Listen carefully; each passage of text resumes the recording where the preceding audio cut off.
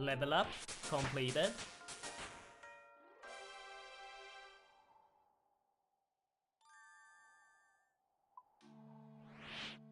The 8 crafting. We're 1 level away from the Black D'hide Vambrace, but I don't think we have enough glass to actually craft the raw.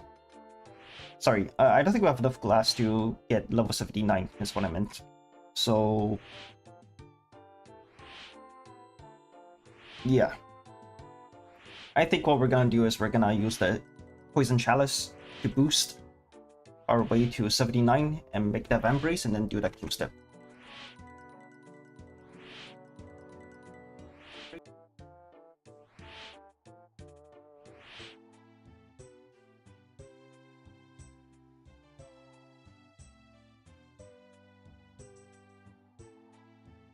See, this is like what, 50k? 55k-ish? Probably somewhere close to 56 to 57k. Craft the XP from the remaining Molten Glass. So yeah, there's quite a gap between the XP we have banked and the XP we have left to go through. Although, if we use this,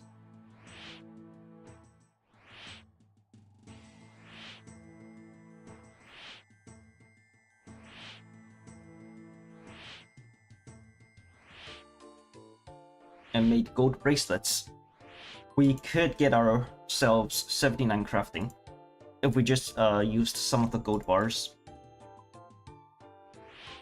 It'll be a little slow though. I'm not sure if it's worth or not. Probably not.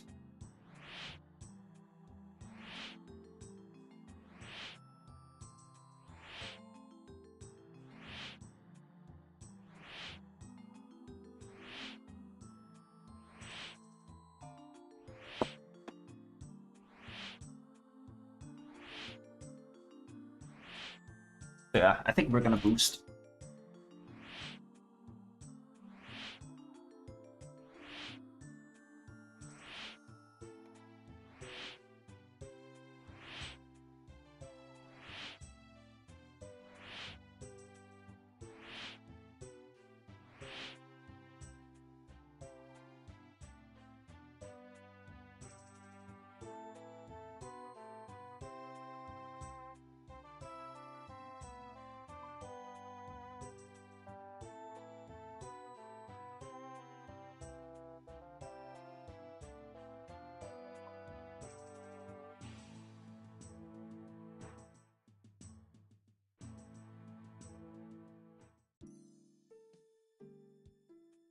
Yeah, we'll go change our prayer.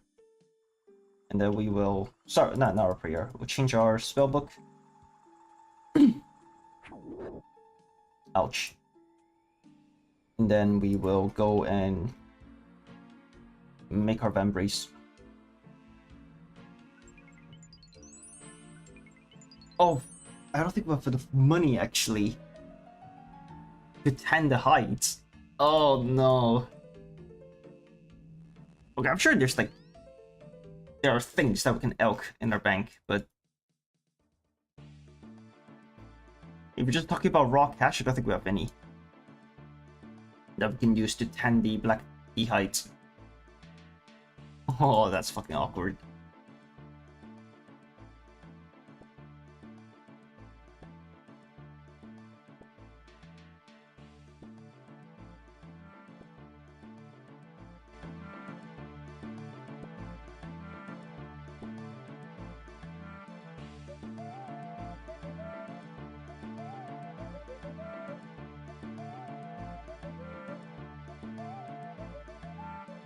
Yeah, we definitely have things that we can convert into gold.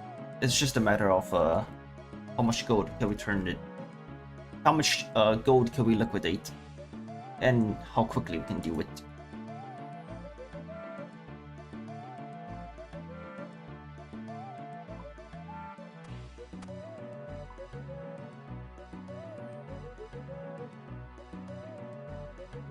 $30 gold? Nah.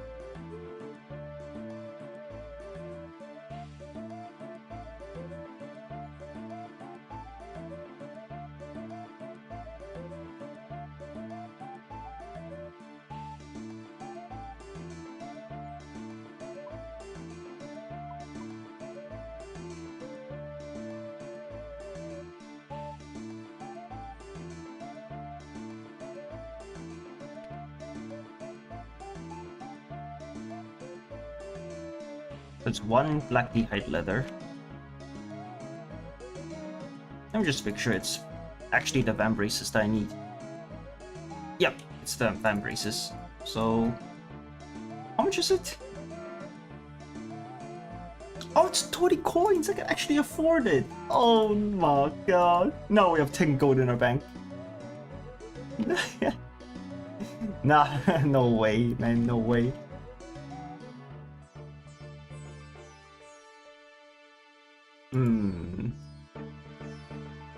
Okay. Poison Chalice, here we go. We're looking for... You feel a little strange. Oh shit. Here we go. Damn, first try. Oh, we need 2 more. Hold up, hold up, hold up.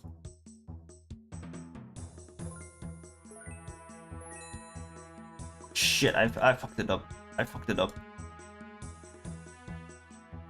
We need 2 more for the step, for the clue, for... We need 3 black d'hide van braces in total for clues. So I might as well make them all here.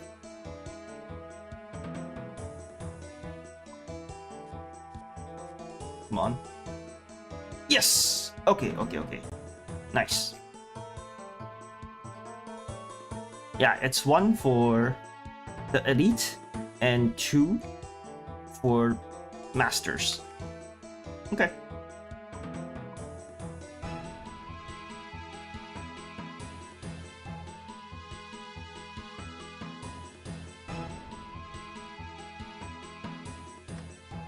Nice, pretty good, pretty good. We just more than 10 times our gold stash with 1 elk. Oh. Alright.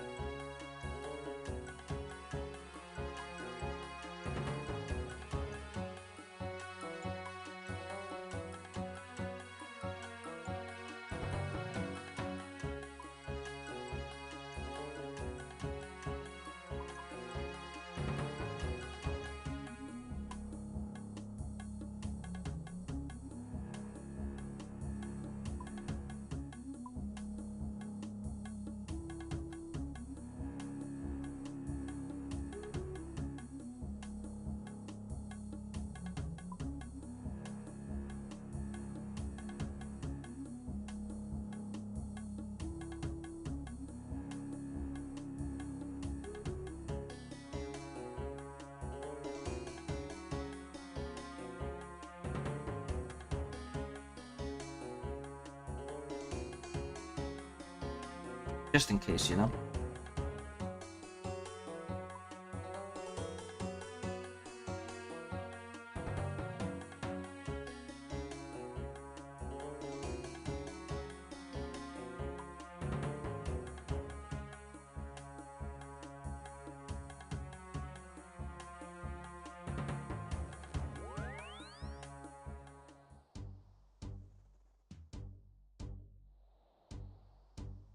No, only 77? Oh my god, that's so high. Oh my god, okay, sure, I guess.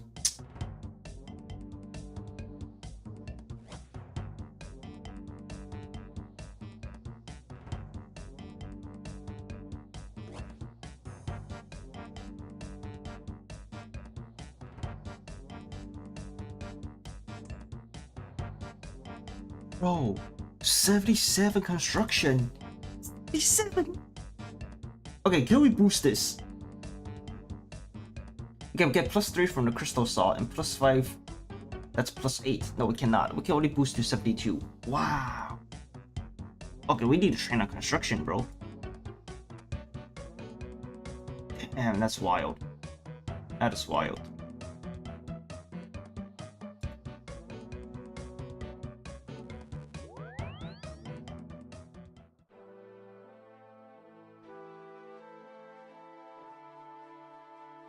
Oh, that fucking sucked.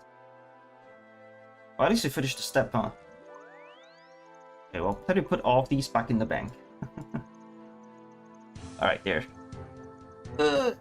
Take up space. Alright, it's fine, it's fine.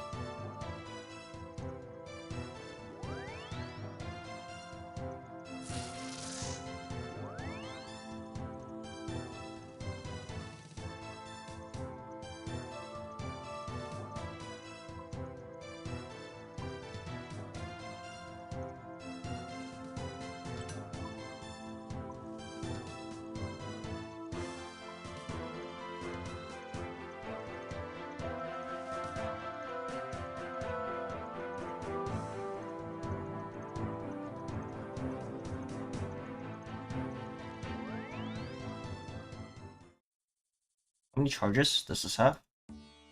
7. 7 charges, okay. It might be time for us to think about doing the hard desert diary. I think by the time we want to charge the Pharaoh Scepter, we should have the hard diary completed. Let me resize the window just a little bit. Is that better? No, it's not filling the screen yet. How about now? There. Okay.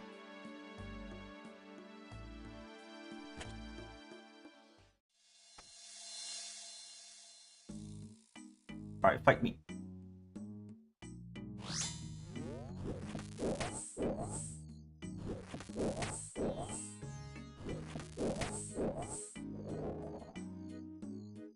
Okay, well, good thing we didn't try to gamble and drop that clue scroll yesterday, huh?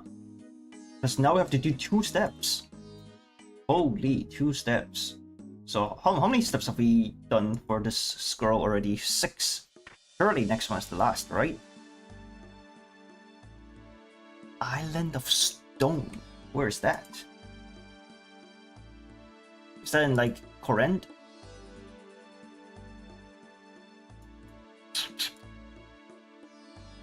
Sorry, what?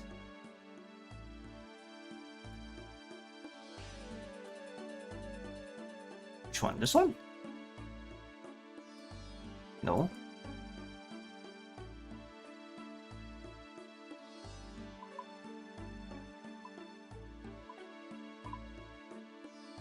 Your Mungans prison. Okay. Island of Stone. How do we get there? Island of Stone. Accessible for the first time during Fremetic exiles. Oh no! Oh no, we don't have the quest requirement. Can we do it? Do you have the levels for it? No, we don't. We can't do the quest yet. It might be gated behind Olaf's quest actually. Wait. Fremetic. No, we don't have the Slayer level. Oh no. Okay, but we don't have to do Olaf's quest. But we don't have the Slayer level. Okay, we need to train Slayer. No. No. That is upsetting. Bro.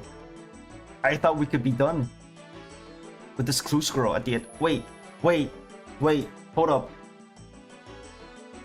There's still hope. This has to be the last or the second last clue step. So we could do the drop trick. We could drop it. And pray to Jesus. Let's go to Ferox to drop it. And pray to Jesus that we get a step that we can actually do. Okay? Let's do it. Drop this. Boom. What you got? Show this to Sherlock. Oh my god, that's actually easy. Wait. I jinxed it. I forgot. This is Sherlock tasks. Huh? Oh wait, no, that's bait. Yeah, Sherlock tasks can be annoying sometimes. But we should be able to do it. For the most part. We'll see though. We'll see. Oh my god, bro. That's crazy that we need Fremetic exiles. Okay, we definitely need to train our Slayer. Our Slayer is our lowest leveled skill. And can we do Tears of Gothics yet? Because we did Tears of Gothics last Tuesday. So we should be able to get another round of Tears of Gothics pretty soon. What's this? What you got?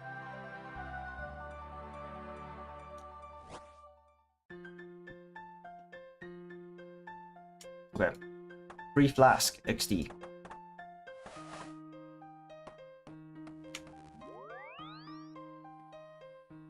So what does he need?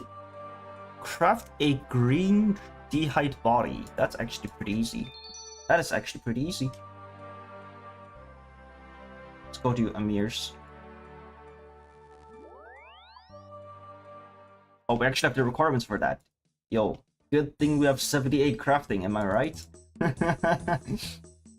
We had to make a black vambrace to do this step 2 steps prior. So alright. Sherlock clues are a little bit annoying, but for the most part they've been pretty tame in terms of requirements for me. Okay, do we have green dehyde? We don't. We need to get them. Okay.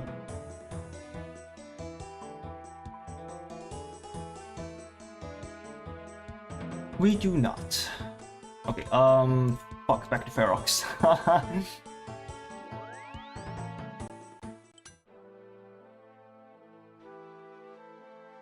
Okay, we need 3 dragons. 3 dragons. Let's bank everything. We don't need any of these. We don't need this, we don't need this. We take 3 items. And a anti-dragon shield. Don't need this either.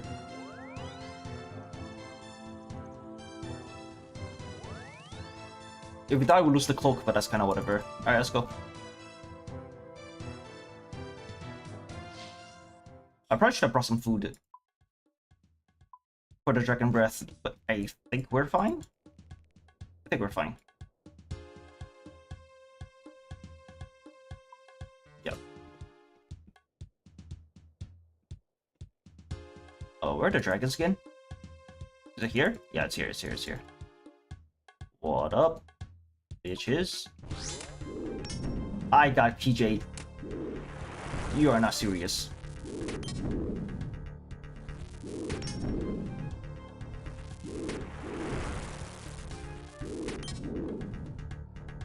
Okay, finally. Law rooms.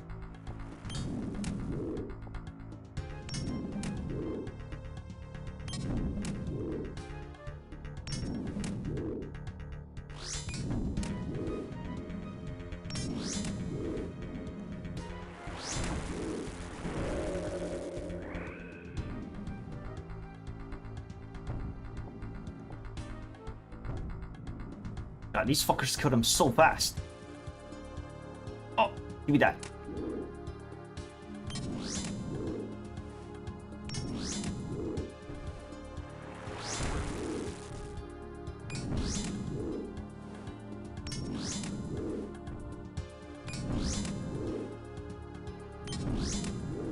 Alright, nice. Blade legs. Maybe we sell that. Oh, I should have kept my Ring of Dueling, honestly. Yeah, I should have kept it and then teleported straight to Amir's, but it's fine. We'll go back. Oh shit, wrong portal, hold up.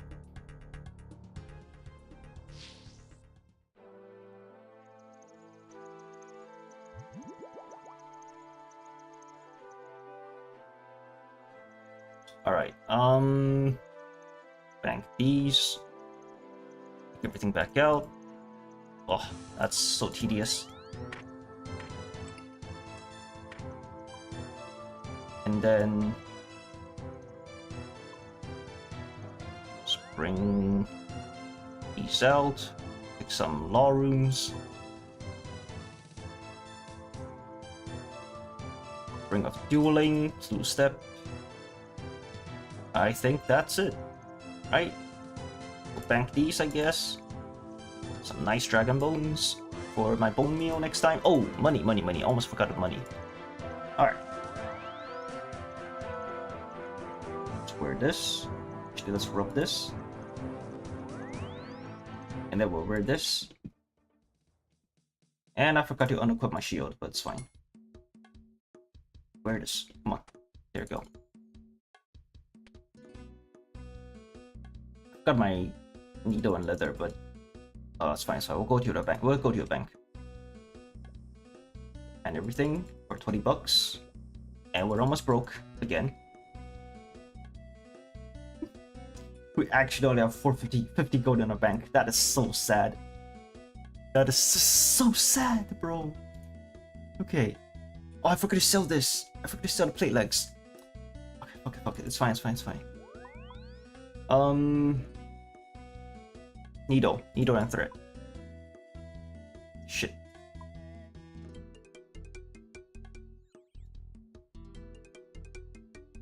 A body, right? Yep. A body. Yep.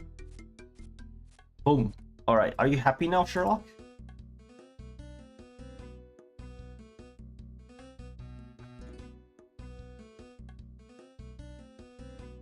I am pretty sure this is the last step, but I'll bring some extra teleports just in case. I'll also bring a spade just in case. I don't think there's any more left. If there is, I'm gonna be really upset. In fact, I'm so sure that I'm actually gonna prep for my birdhouse run. Oh, yay. Wait, what? Okay.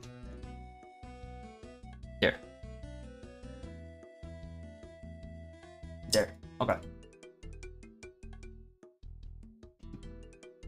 Oh, no. Wait. I forgot my Dixie pendant. Hold up. There we go. Almost pranked myself. Okay. Where's the general store? It's over here. Okay. We'll sell this for some cash. It should give us a ton, but it's better than nothing. And I don't want to use the runes for it. So, for high elk, I mean, it's not worth. 400 bucks. Okay. And we take those. We just doubled our cash stack. Doing that, holy shit! We went from like 450 gold to 850 gold. Damn, dude. Absolute money. For Sherlock.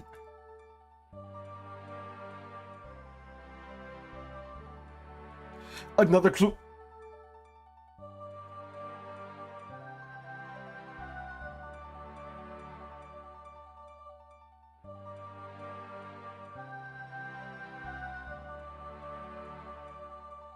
It's a separate counter? Oh, what the fuck? This is a separate counter. Wait, when did they rework this? I thought they inherited the blue steps. Oh no. Oh no. Oh, this is bad. This is really bad.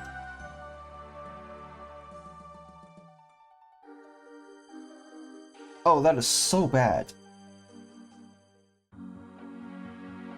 Are we fucked? No, we just gotta get lucky. We just gotta get lucky, you know? We just gotta get lucky and finish all the clue steps without hitting a skill requirement bump. Or a quest requirement bump. Oh my god. Oh my god. This is not good. This is very bad, guys. This is very bad. Okay.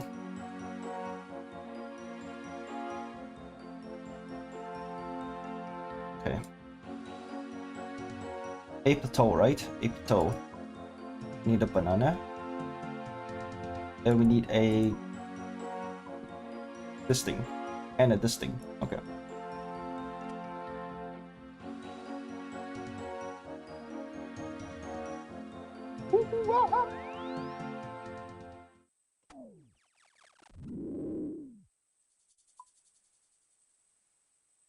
Oh, it's the guy that sells scimitars. Okay.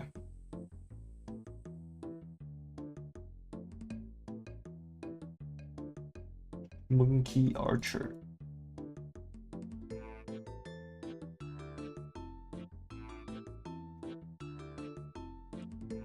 Soul Altar, okay.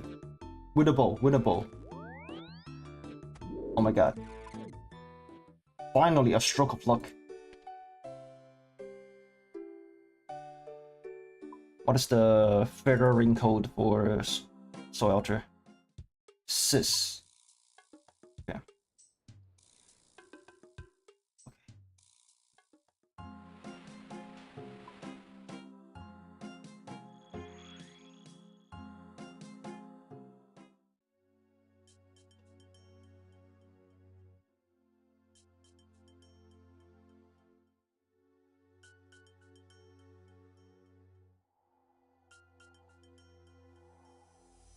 Bro.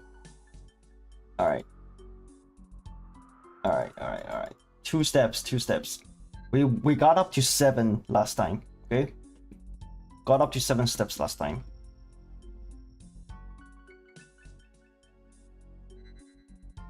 Okay. You gotta get lucky. At worst, 5 more times in a row after this one. Oh. Oh man. I've actually done quite a few quests. Yeah, I mean, this is an elite clue step. If we're doing hards, I think I'm gonna have a better time not running into, you know, quest or skill level blocks. Elites are, well, they're tough, alright. Alright. Nightmare Zone teleport spot. I think we can do that. That's in Yaneo, right? Perfect. We can go get sand from Bert at the same time. Do we want to use... No. Well, I should bring the cabbage teleport. Yeah, I should get the Explorer Spring, so I can get some run energy refill if I need to. Because it's free, anyways. I mean, technically I have so many rings of dual links that I don't care about blowing the charges. So, wait, is it better if I just do this? Yeah, I think it's better. Alright, go. Because I have to loop around. But here I can just go straight. Kind of. Yeah. Kind of. Ow.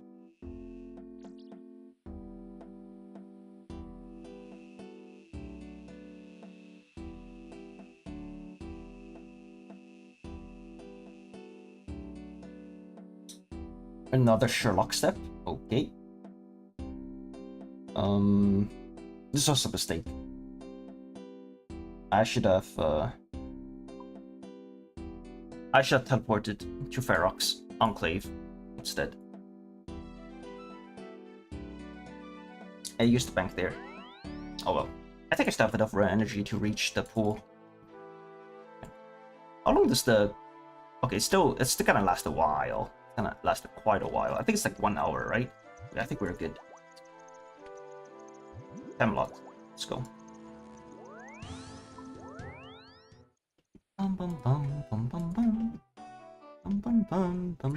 Ooh, 30 water runes. Okay.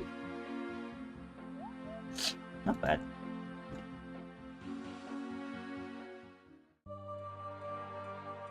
How many? 4 steps. Okay.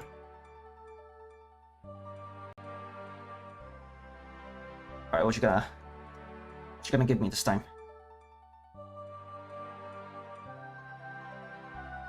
Multiple cosmic runes from a single essence. That's honestly easy for us. Maybe just do it right away. Yeah, 59. 59 is the requirement. We have it. Okay, let's go.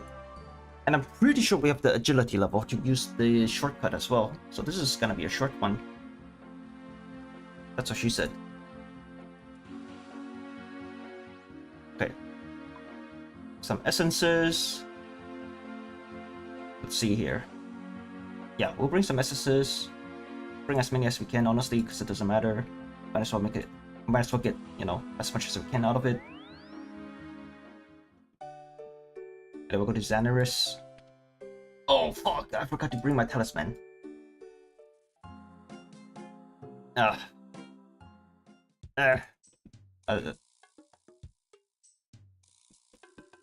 This is the problem with doing Guardians of the Rift too often. You forget that there's a thing called the, you know, Rune Talisman. Because you don't care about that kind of stuff in Guardians of the Rift. Oh well, it's fine. Minor detour. Minor detour. Alright.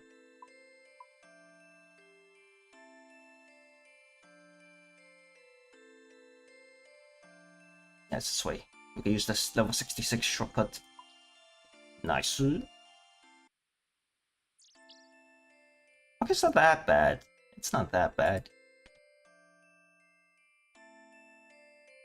Honestly, this is better than the gnome ball. Why are there spikes? What the f... That's wild. There's a fucking booby trap in there.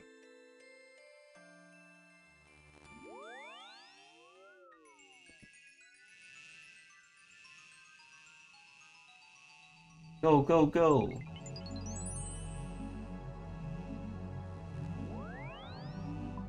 Skill challenge completed. Okay.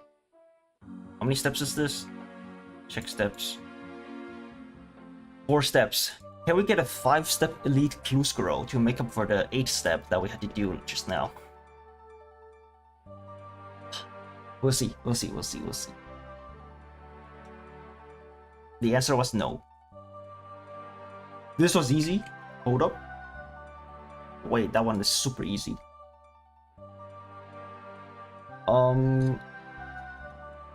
Which way is faster? Monastery and go? Probably Castle Wars, right? Castle Wars is faster? Not by a ton though. Okay, we'll go Castle Wars.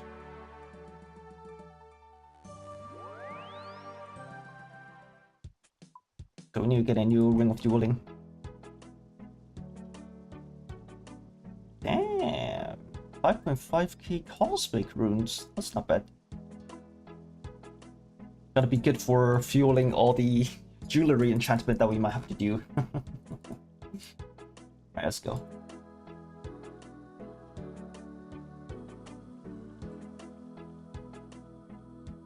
God bless weight reducing gear. Oh, I forgot my defender. Well, it doesn't really matter. We're not fighting anything just yet. Ogres. Oh, you aggroed onto me. Holy shit, bro.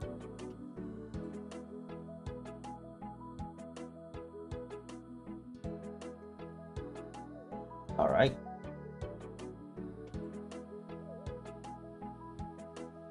I think aside from Slayer and Herblore, I think we are actually pretty close to getting all the quest requirements done for skills.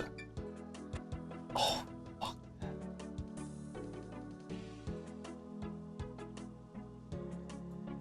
That was easy. Oh, 6-step clue. Okay. RD. Oh, pretty lucky so far. Honestly, pretty lucky so far. This is one of the luckier string of elite tasks. Next to no skill requirements and quest requirements as of yet. Please let this be the last one. Sit the fuck down, bitch.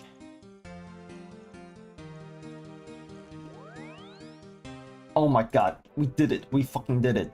Our second elite clue score on this account. Can we get a mimic or a collection lock here? Okay, let's open up. Let's open up. Yo, loot box time. Holy. Here we go. 3, 2, 1, boom.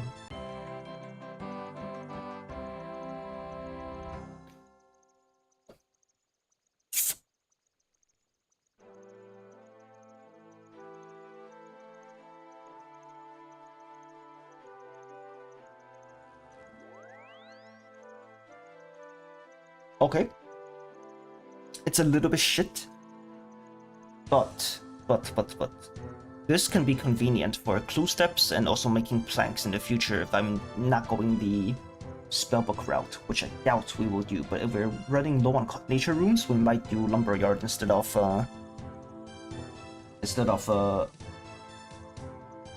plank making. Dragon longsword. Do we have one of those already? Onyx bow tips is pretty cool. They're pretty cool. They're worth a fuck ton in the grand exchange. But as an Iron Man, I'm a little ambivalent. Cash stack is nice though. Very nice. Okay, so we already have a dragon longsword.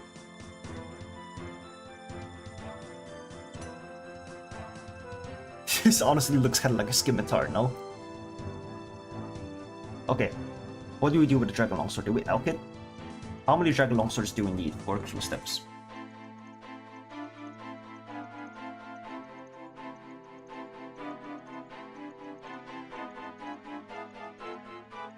I can buy them in the Myths Guild and in Xanaris. It is not used in a clue step, so I technically could sell them.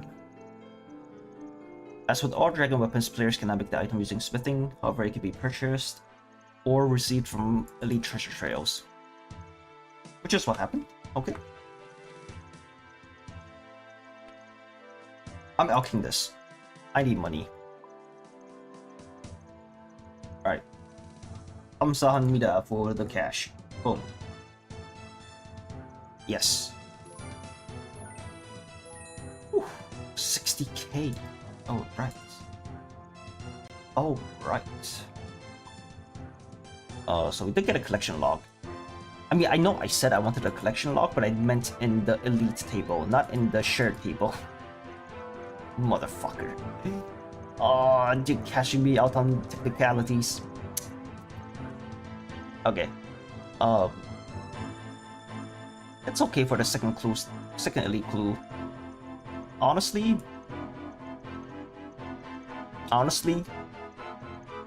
I'm quite happy with the cash.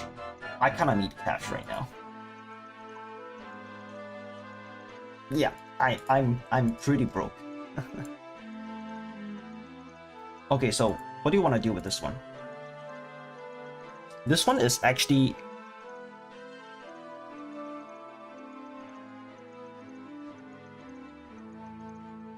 What do you mean I completed 0 steps?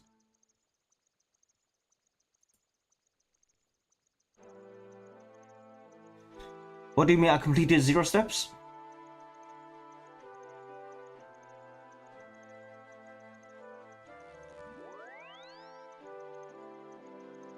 What do you mean? You mean I trained until fucking 78 crafting just for this whole counter to reset? No. No, this is a bug. Right? It has to be a bug. Oh, what the fuck, dude? It's just something glitchy with the clue steps? Like the step tracker right now?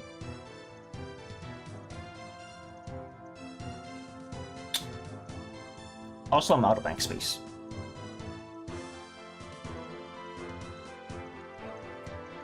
Something is not right. Yo, something is definitely wrong here.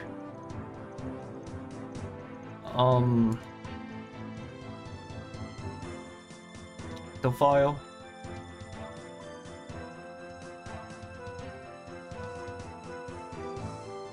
How many bones? We need to take 2 trips. So if we need 2 trips, I should... I'm not doing that. I'm doing this. I'm using the Mauritania boots of legs instead as a substitute for Speak Amulet. Okay, I can take 13. 13 Sentinel 60. Okay, yeah, we'll do this.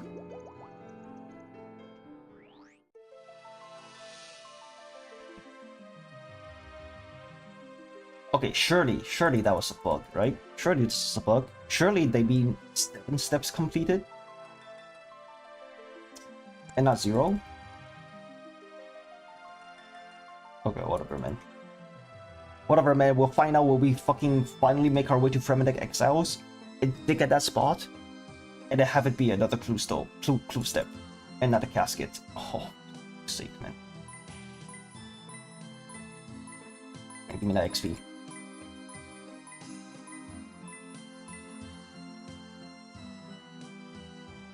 65 tokens, not bad.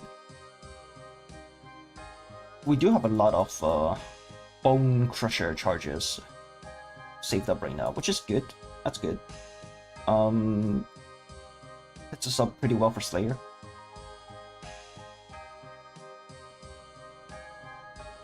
Should bring it to... No. I was gonna say, should we bring it to Barrows, but it's like not super efficient to do. Because I don't really kill that many things there. I should probably save it for the Catacombs in Corinth, because that way we could use that to restore some prayer, whenever it gets activated. Okay. What next?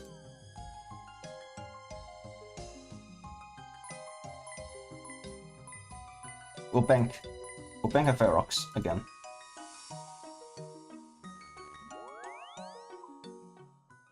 And recharge our run energy while we add it. And then we'll do a Birdhouse run, we'll do Hespori, and then we'll do Barrows. And then we'll get another Elite Clues Girl in Barrows. And then we'll get fucked over again. I love it. I love it. Amazing game plan, and I forgot to claim my Ecto tokens. That's fine. It's fine. They're keeping tabs. It's fine. 9,000 charges. Très bien. Now, that is not what I wanted to do. That was not what I wanted to do. Yeah. Oh, fucking hell, man. I'm ready to rage quit this clue step, man. I am so ready. Okay. This. And then got these. Get this and this to prep. Get these as well. Get these as well. Okay. Let's go to Fossil Island.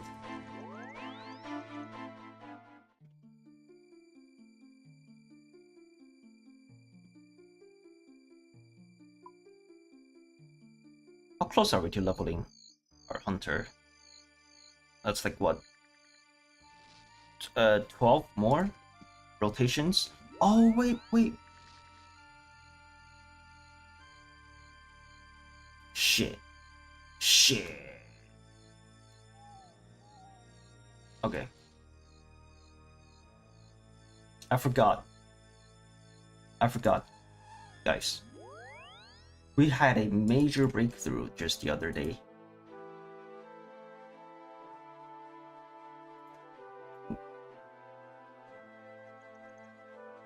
I take it back. I'm fucking retarded. We have the crafting level to make magic birdhouses, but we don't have the hunter level for it. So no, I just wasted a charge on my Six-Side Pendant.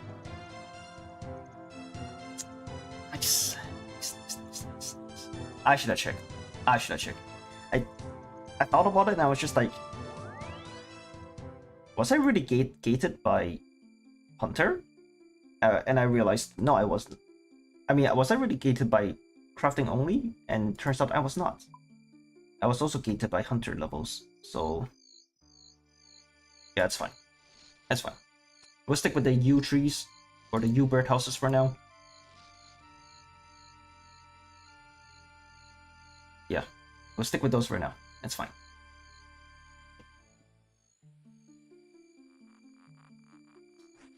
U seed. That's pretty good.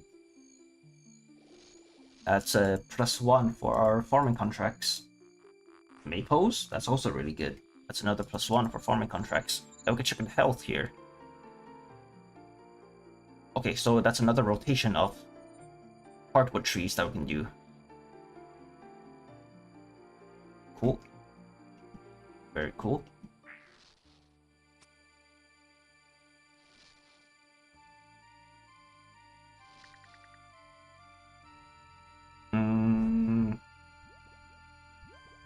Okay, we'll come back again for the third time. Shit. Yeah, we'll come back for the third time to replant our hardwood trees. Bank these, over these, bank these, over this, bank these, nuts, and then we'll take 3 or 2, or take 2. Over this, save space. Alright, perfect. Dive.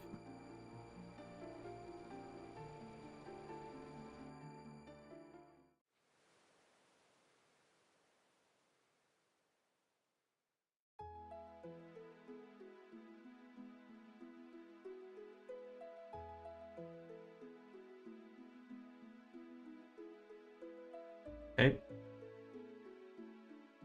Oh, wait. Okay. The harvest. Come on, Hespery seeds. Give me a +1 today. Come on. Got a good chance to get another Hespery seed today because we got these 2 patches and we got the hardwood trees. And now that I've said that, I've officially jinxed it, and now we're not gonna get any Hespery seeds.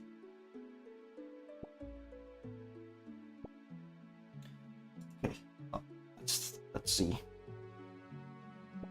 Yeah, we need a Train Slayer for Fremennik Exiles.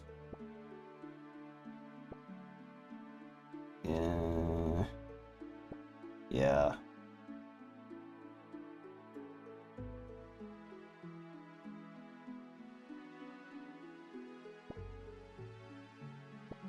Check all items.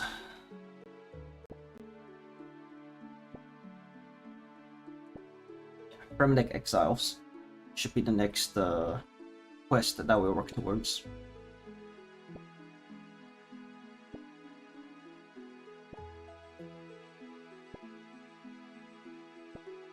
We should get around 9 to 10k Slayer XP from this week's. What's that thing called? This week's it's escaping me. This week's Tears of Gothics, right? So we're basically halfway done with level 58 Slayer, which then means we're close to a quarter of the way done with getting to a 60 Slayer, so that's good.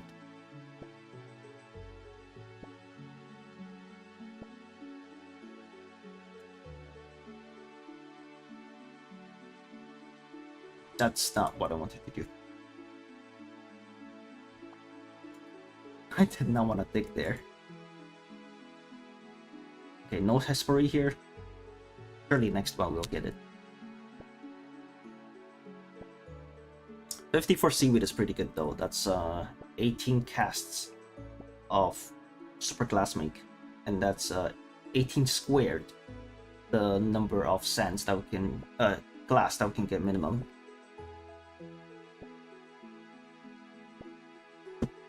What's 18 squared? I used to remember that number, so I had to do that a lot in undergrad. 324. Okay.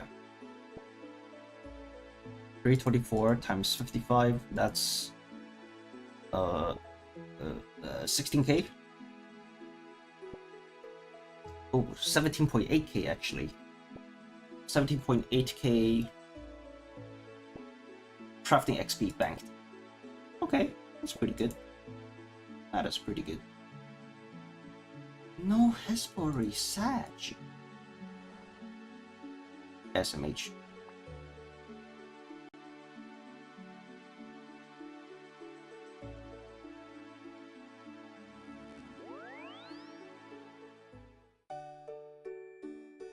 Okay.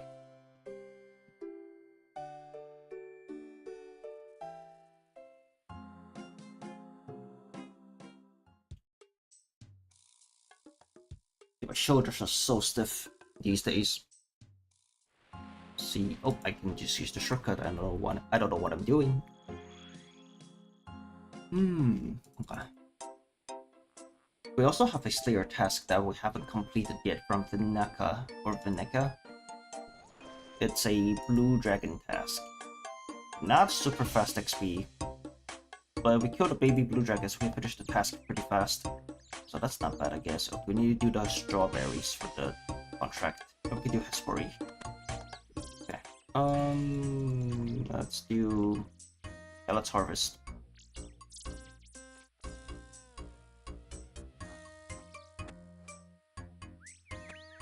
Bum bum bum bum bum bum bum bum bum. Bum bum bum bum bum.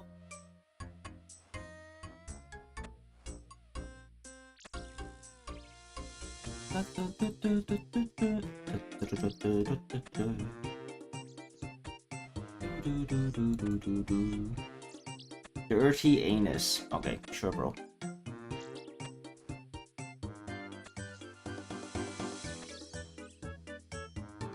I misclicked.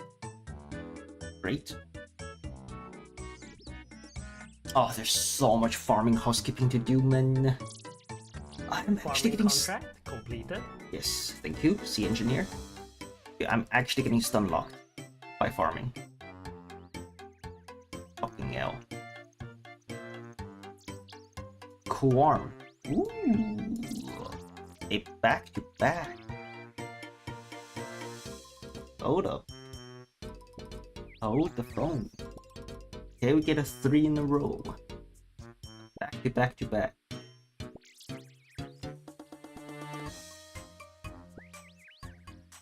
Farming contract completed.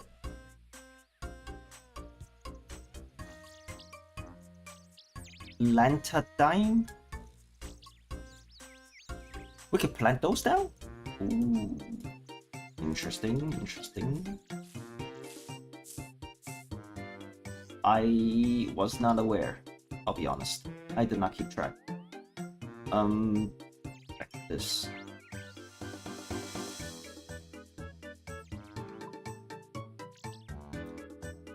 Oh, whatever. Lantadimes. I will plant some watermelons while we're at it.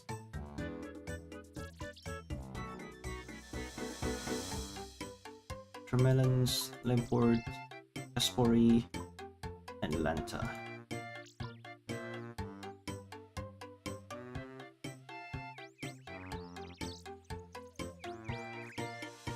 I remember what I wanted to get. I needed volcanic ashes for my compost bin. That's what I needed.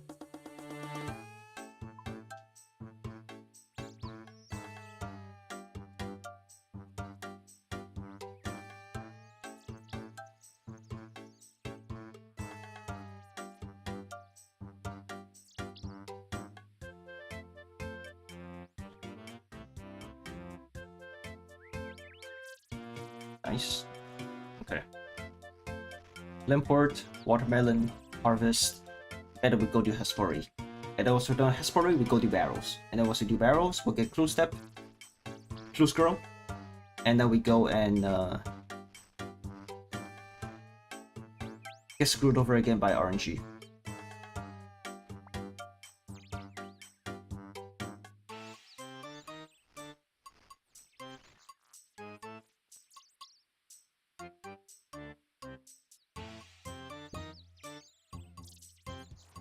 +5. Need to remember. Teaks. We need to get more teaks. Sorry, we need to check our teak saplings.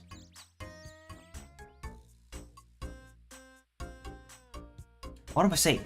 We need to check our teak trees and plant our saplings. There you go. There you go. I am not sleep deprived. I swear to God. Holy fuck.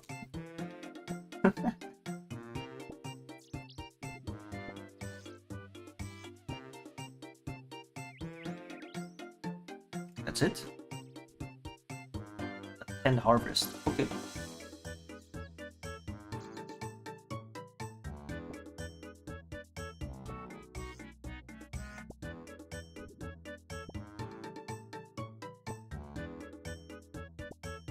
We're actually really close to glories though. We could... No, we have the, what do you call it? The raw materials to get 79 crafting. And with the poison chalice... Did that thing just spawn right as I finished picking it? Okay. It did actually. We just had a growth cycle. Okay, what was I saying? We do have the materials that we need to get 73 crafting, which we can then boost to 80 to make glories. That would be really good. It's like a nice offensive boost.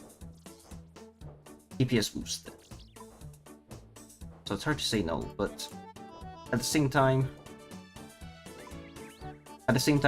do we really wanna, you know, sit here and watch me blow glass and make bracelets instead of doing barrows?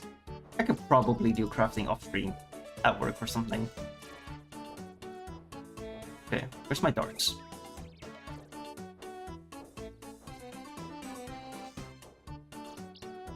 Over this. What do we need?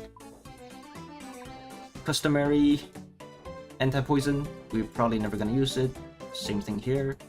Same thing here. Same thing here. Actually, no, not the same. Not the same. We will definitely use the combat potions. Now what? What are we missing? We're missing limb ports. That is not what I wanted to do.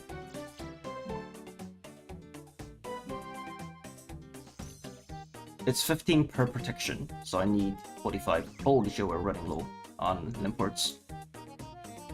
Is it time to kill Obor? I'm just kidding. I'm just kidding. I'm just kidding. I'm joking. No. Fuck Obor. Fuck him and his stupid beginner clues, okay? Just fuck Charlie.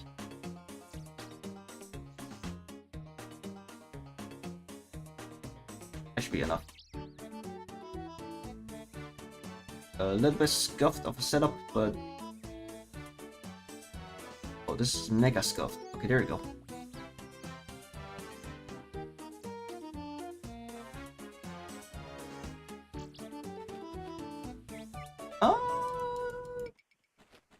My bad. I forgot my Barrows gloves. My bad. Okay.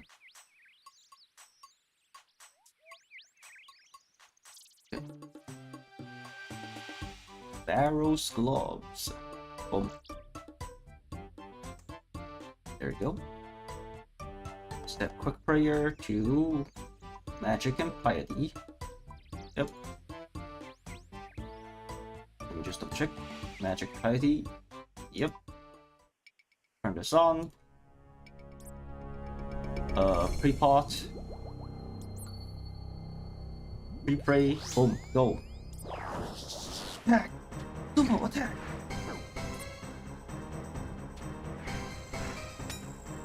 Alright, spec this fucker down. No, you did not hit a 7.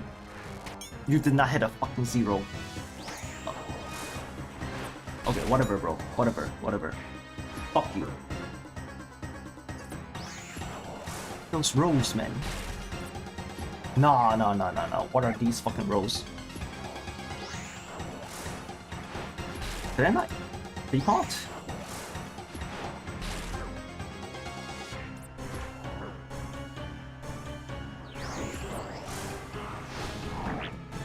This is the most unlucky Hespori run I've ever done.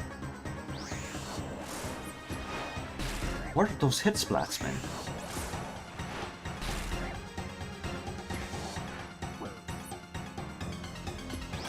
Bro. I can't land a hit. Dude, he's not even in phase 2 yet.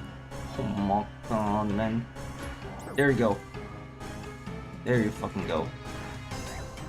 Wow. This is gonna be like a 2-minute kill or something.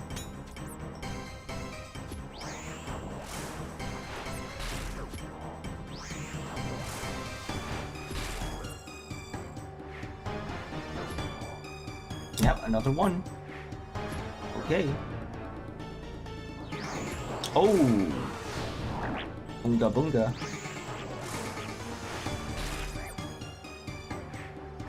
Oh, I'm in the big hit.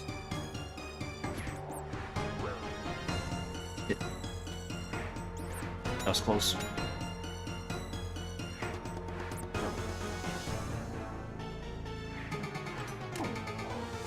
Do we actually have to pot because we missed so much early on? Nah. You are kidding me. I think we brought a prayer potion actually. That is wild. Okay. This is not scuffed at all. There, he's finally dead. 2 minutes, 19 seconds. That's like almost 1 whole minute longer than my PB.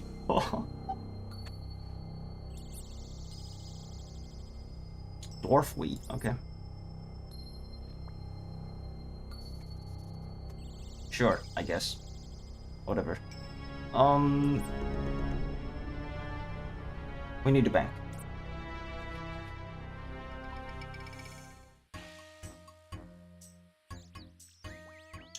Do we want to cure ourselves of poison right now? Probably not, right? I don't really care. We could just go to... we could just go to Fossil Island here.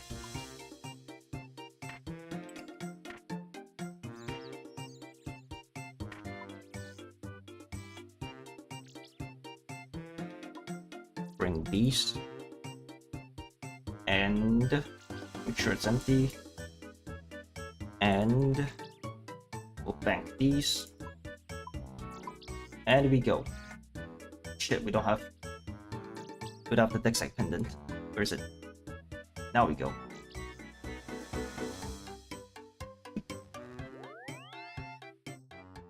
Alright, one last dopamine hit for farming. And then it's all Barrows. That's all Barrows all day, every day until we get a clue scroll, and then we will try to do it. Without getting cucked by requirements. Okay, so we can get 21k XP here today. 22? 22, right?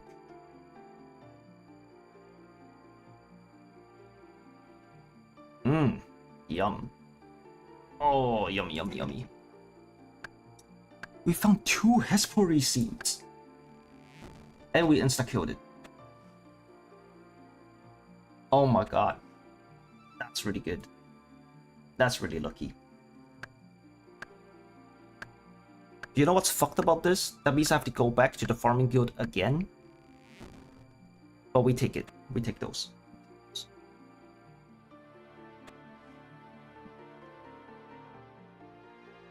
When does this finish growing? Wow. So Saturday? Okay. Sure. It's about to grow, huh? Holy shit. Saturday. Oh, you guys cannot even see it. Yeah, Saturday at 11:59. Okay.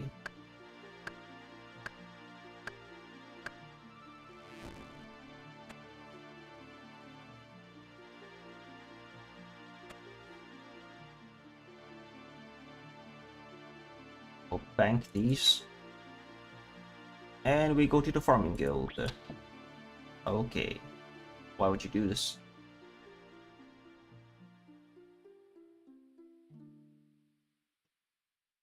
Should I use the skills necklace? Or should I just do the standard, do the usual? Dude. ICBA, man. I'm gonna use the skills necklace. ICBA. Farming guild, go. Oh, feels good, man. Dude, I can't wait to get the jewelry box in the player-owned house. It's gonna make traveling so much more convenient. It's not even funny. I would train construction if I had the money. But I don't.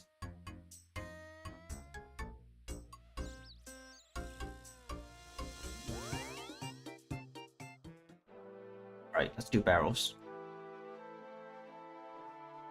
Curing our poison where we're almost done.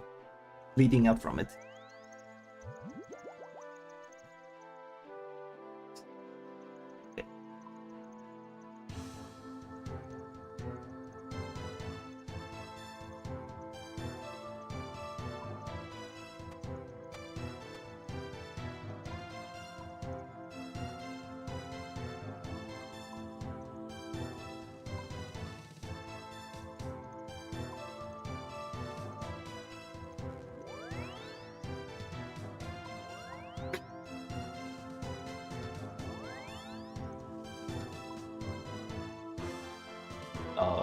This and this.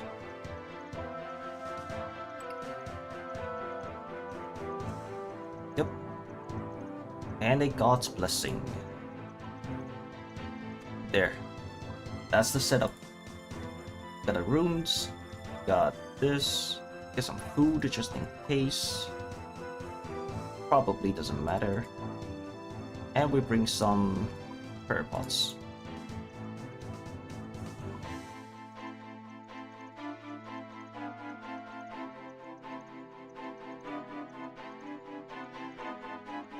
And a spade. Almost forgot a spade. Holy.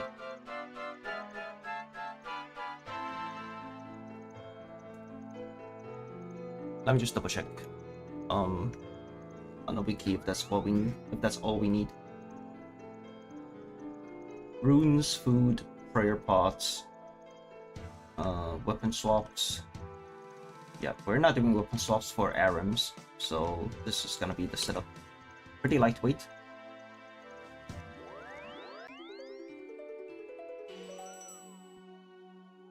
Let's go, Barrows.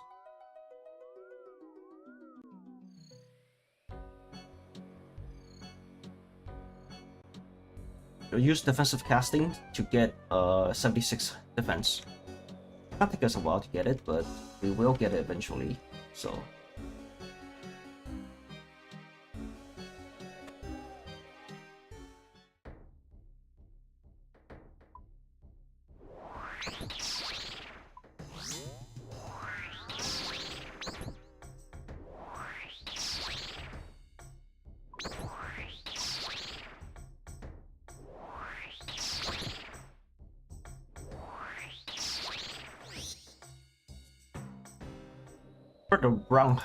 Got the wrong helmet, didn't I?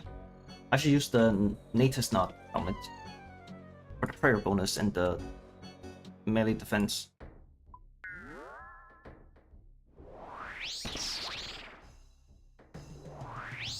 Oh, this guy beat my head in. Oh, -4. Yeah, it's fine. It's fine.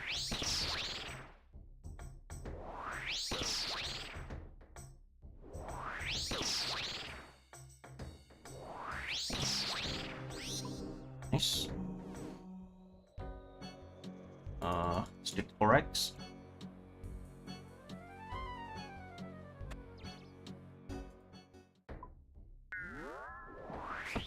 Pop, pop. Pop, pop.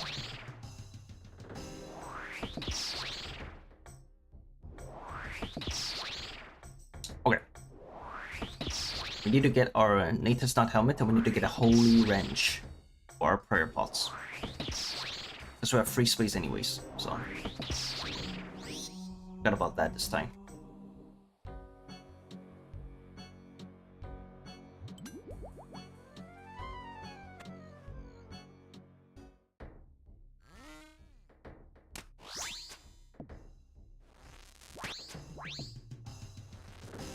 Holy. Oh my god, big hits. Yo, why can't I hit like that at Hesperies, man?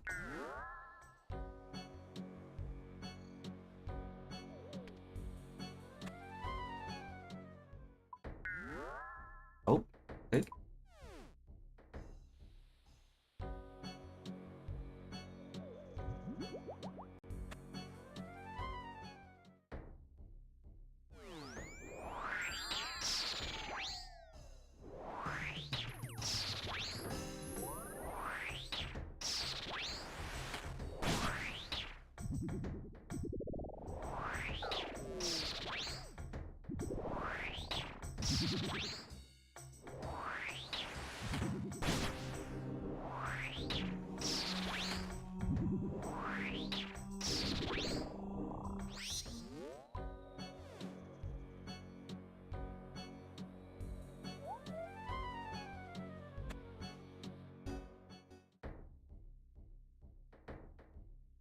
Get in the robot, Shinji! Oh, it's a long way around. Boy. It is what it is. You go all the way around. Let's kill the rat.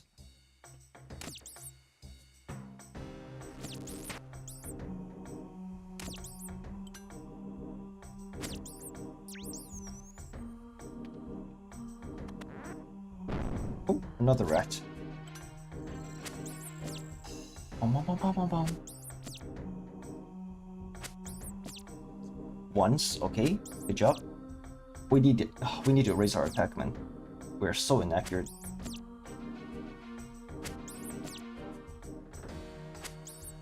There. Oh my god.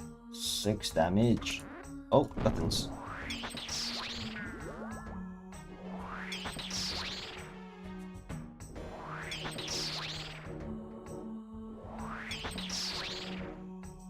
Five prayer points. That should be enough, right? Right? Alright, fuck it. Surely he won't hit us for 50 and heal back to full. Yeah, okay, there you go.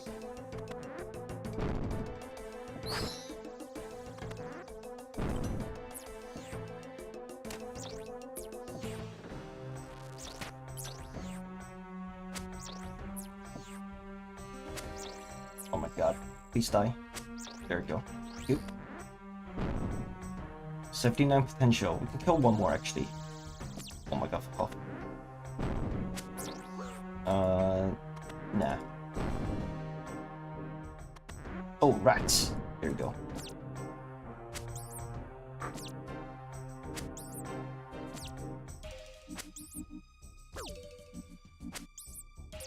Big. 83 potential. Okay, that's good.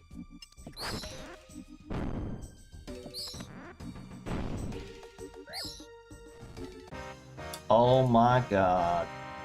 Amazing rewards. Glad you turned off auto retaliate. So I don't waste the runes. But honestly, Barrows kind of pays for itself with the runes that we're getting back now that we finished the Hard Mauritania diary, so I don't feel so bad about using runes. I do feel bad about using prayer pots though.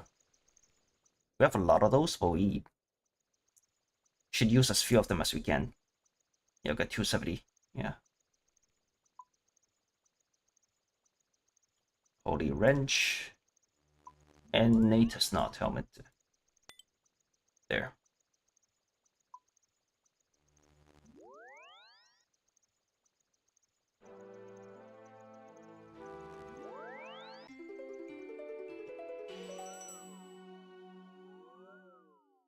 Okay, that's 1 Barrows. Chest opened.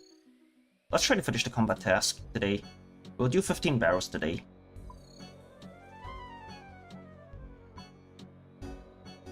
Yeah, we'll do 15 Barrows and finish. Yeah, and green light Barrows here. We need 25 AC. I need to get more. I need to get the full tank set, and I wish to get as many barrack pieces as we can for the Kelphi Queen task. Or the Kelphi Queen diary task. Whatever you want to call it.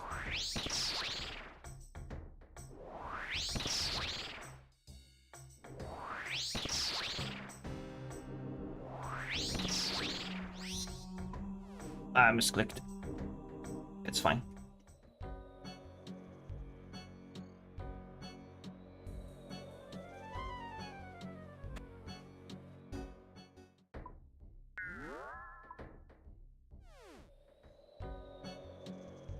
Airrock. Okay. It actually took me a few tries, I mean, to finish all the perfection and challenge combat achievements for Barrows. Like the one where you cannot get hit by any Barrows brothers. That one was scuffed, man. Because technically you can use the Dragon Spear tech to stun them and then root them. But as an Iron Man, it's really hard to get Dragon Spear. So.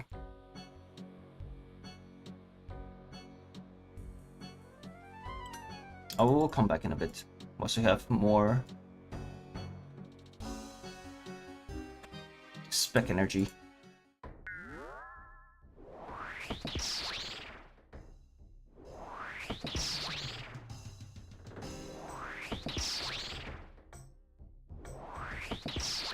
A lot of low rows.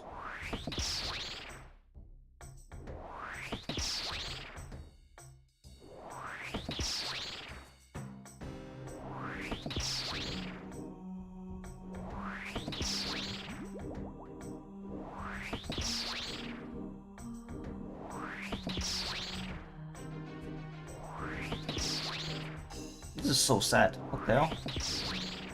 This is 11 casts. That's a slow kill. We can do rails here actually.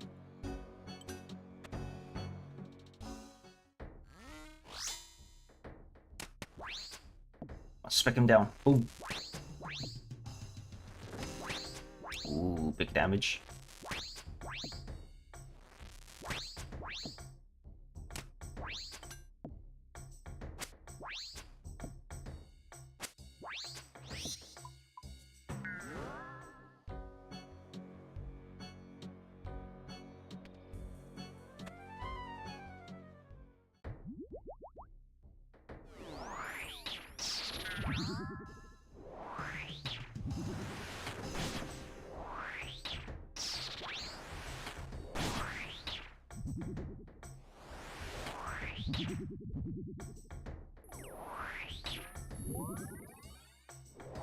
We're not hitting, bro.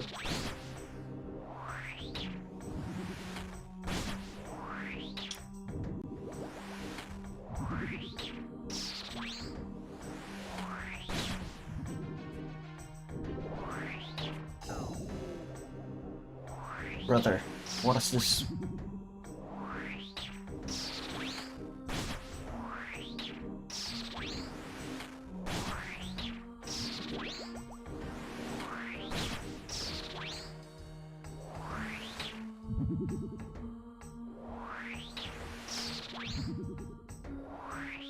I'm not drinking any more potions, fuck you. Fuck you.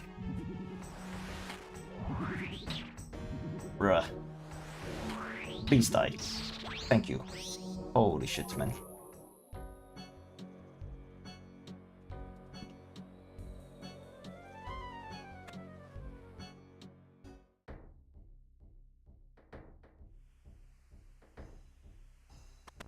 A long way.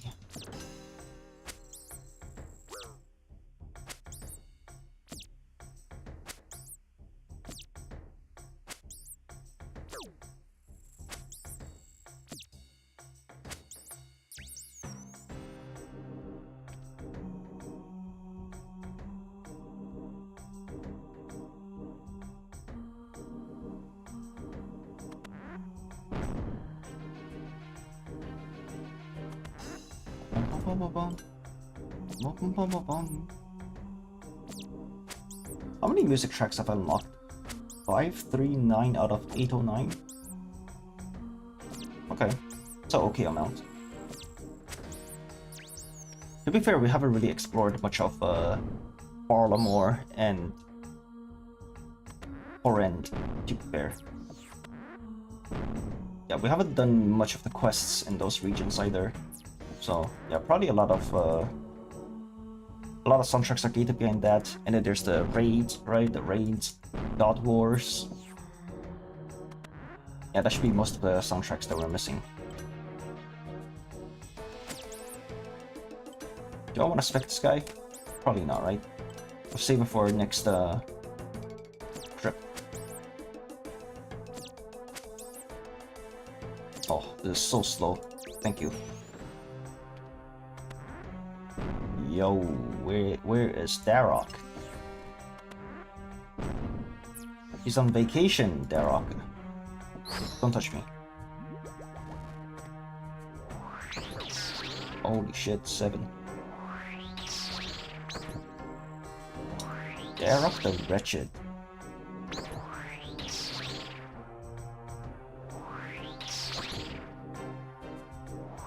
Why am I killing the rats? Because I want to get 80-ish potential, right? I want my potential here to be green. That way I can get useful loot, right? Because if I don't have... If my potential range isn't between... I think it's around 75 to 88. If it's not within that range, there's a chance that you get Carrio's bolt racks, which is kind of useless because I'm not using that weapon. So if you claim the rewards within this range, you completely eliminate the bolt racks from the reward pool, and also the crystal keys and the dragon med helm. So you have higher chances to get runes back, which is nice because you just get more ammo, right? Yeah, see, so you can see that I'm not getting any bolt racks at all. Like I've done... Let's go back to Ferox.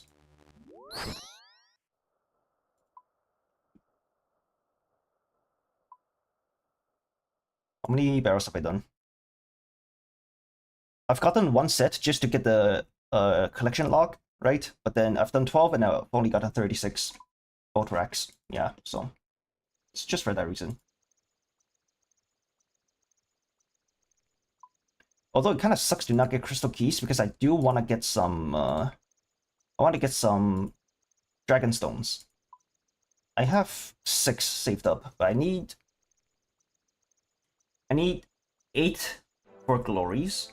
I need 7 for skills necklace, and I need 8 more for combat bracelet for the jewelry box in the player-owned house. So I need to find a way to source my dragon stones somehow. I mean, I could just do falling stars, meteorites. I could do meteorites, but I'm already almost maxed mining, so I don't want to waste time there, you know.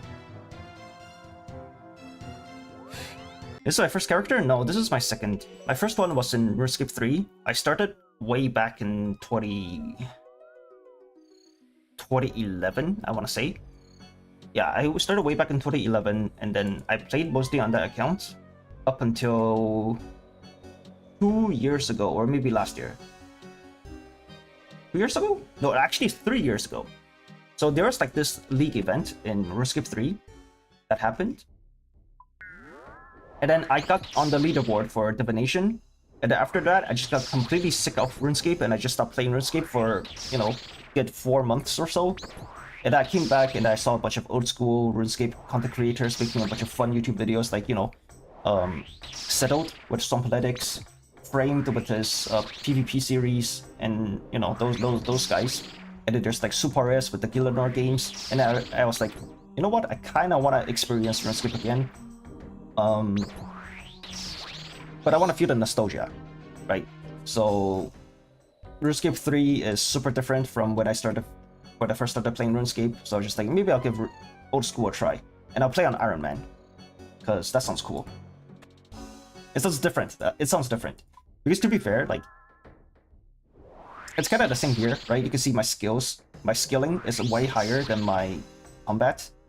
Because I'm usually playing RuneScape in the background when I'm doing other stuff like, you know, work, homework, League, Apex, PoE, that kind of thing. I'm usually doing stuff with RuneScape on in the background, where I'm doing like skilling and all this kind of stuff. So back when I played RuneScape 3, I was also the same. So I would buy all my gear upgrades. I would buy all my combat gear. So I barely engaged with any of the combat mechanics, right? So I just thought, now that I'm an Iron Man, I cannot get away with doing that anymore, so yeah, it's gonna be fun. So technically, it's my first time doing bosses. Kind of, sort of. I've of course dipped my toes in like God Wars bosses back then, and RuneScape 3 and all that.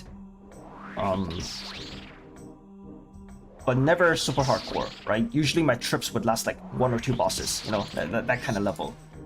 Yeah, so I wasn't super good at PVM. I want to get good at PVM. It's like I already know how to do skilling, right? So, yeah. Yeah, my RuneScape 3 account was actually maxed before they released Necromancy. After they released Necromancy, I didn't play. So yeah, I think the last level 99 I got was either Invention or Archaeology, one of them. One of them.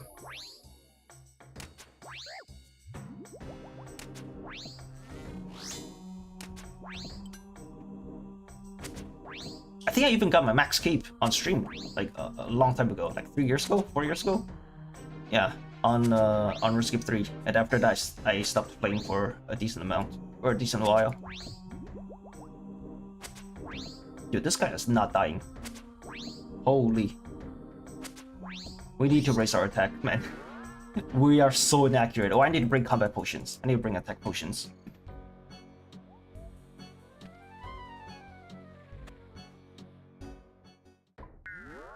Oh, tripped.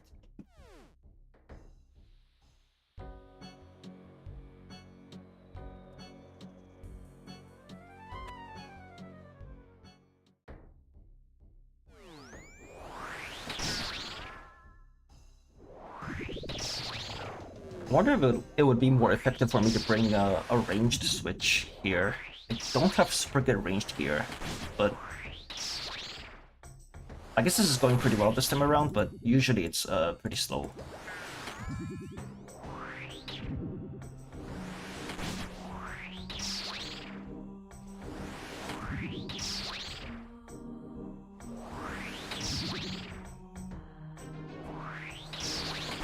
There we go.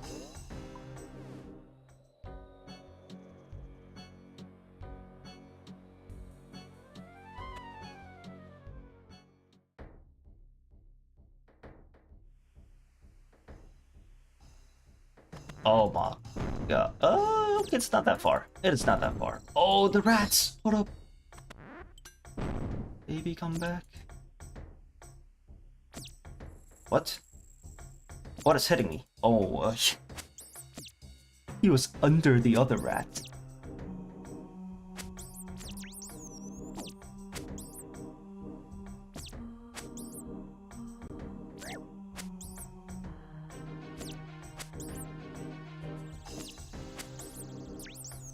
Alright.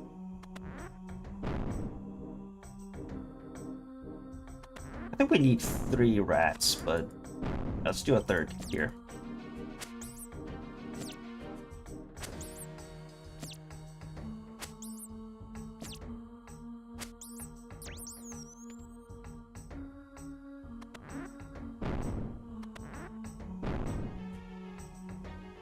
Excuse me? Oh, can you go? Okay. I miscounted the rooms in my head.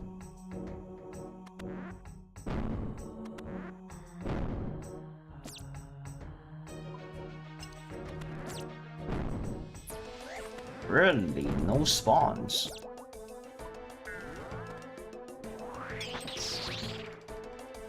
I should have waited until I opened the chest. Okay, that's fine. Do I need to take another sip? Nah, we're good, right? We're good.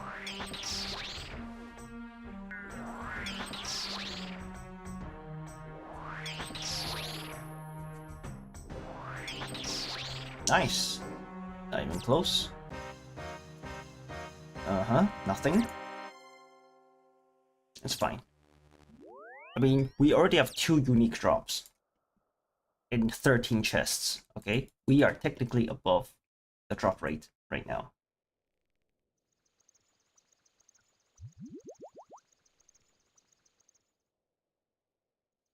And we are getting coins. Not a lot, but we are getting coins. It's very little. It's very little. I'm like fucking kidding myself. This like that's like fucking peanuts. That is nothing. Alright, it's fine. We're really looking for tank here.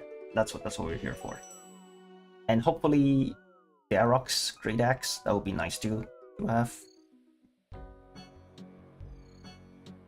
Although to be fair, I think that's actually worse than the Zombie Axe plus the Dragon Defender, now that I think about it, so maybe not. Maybe not.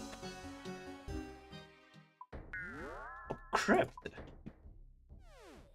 Already? Okay.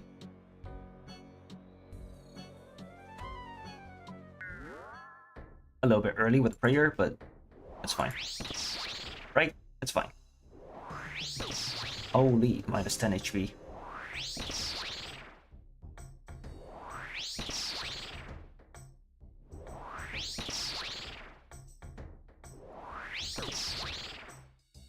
Defense, the XP is coming in super slowly, man. Defensive casting is really slow for XP.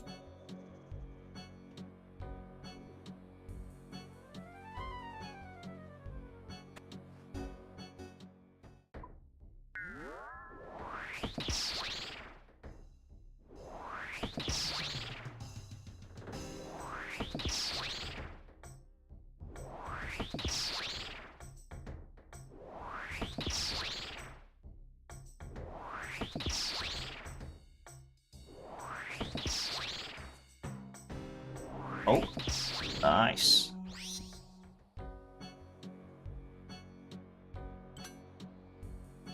Alright. Let's rush him. Rush him down. Go, go, go, go, go.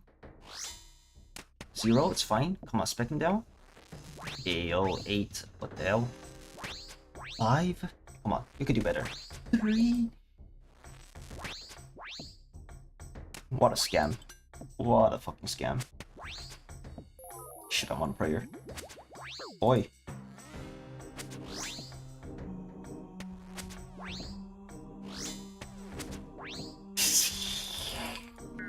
Mr. Prayer Flick. Alright, Guthans. Now we do Guthans.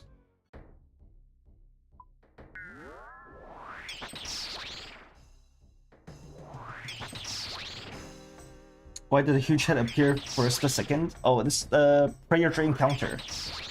If I stay here, it'll periodically drain my prayer. Yeah, see, these low cons are they're sucking me dry, dude. I could counter it if I did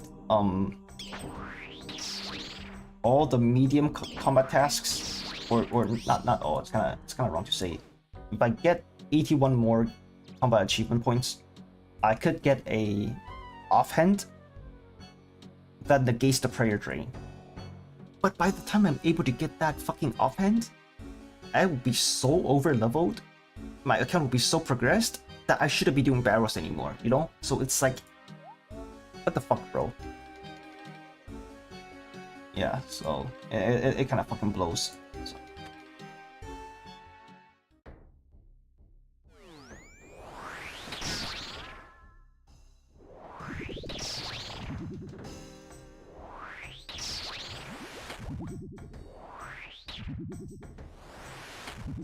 Oh my god, so inaccurate, man. I really should bring a ranged prayer switch, because ranged is better against the mages, but my ranged fucking sucks, man. My ranged level is so low, and I don't have good weapons. I'm not drinking another sip of potion, fuck you. I'll tank it. You think I won't? Yeah, fuck you, bitch. I'm not taking another sip of that potion. That would have been a huge waste. Because I don't need it until I fight the next boss. Or the next brother. And it's probably gonna be a while until I see the brother. So the dungeon is just gonna suck me dry in the meantime. So the whole dose is just gonna go to waste. Oh my god, man. My DDS is so inaccurate. What is this place? Oh, Bloodveld. Oh. So this guy. Okay. Oh, we're there. Oh my god, for once we get a lucky config. Okay, wait. Oh, whatever, I'll kill you first.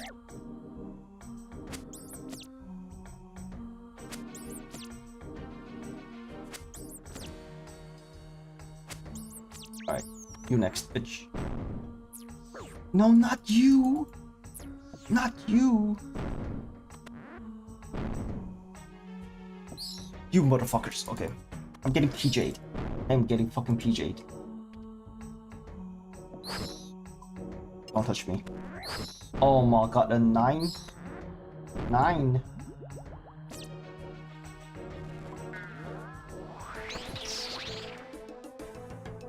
Okay, I need to watch him prayer. This guy can one-shot me if he's low HP. Okay, 7. Do I take a sip or do I gamba? 4, 3, 2. I drink. No balls. Fuck, I drank too early again. It's fine. I need to drink next time right after a prayer dream, instead of drinking like before. Fucking premature ejaculation. Wait, what? Yeah. A master hole. Let's open this. Oh my god, fuck you. No armor. SMH. Dude, we're getting unlucky now. How? 0 for 4 today.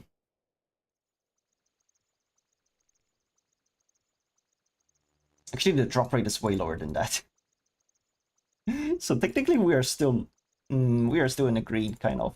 Well, I got the really dog shit drops. I got a good tank body, but I got the shit weapon. I would rather get a plate leg.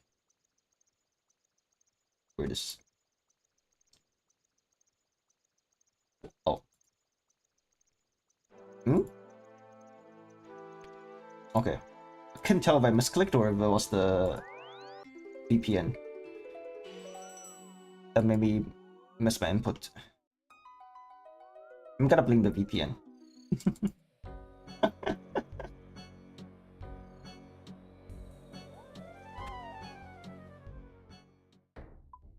You again. Okay. Fucking Darrock again for the final boss.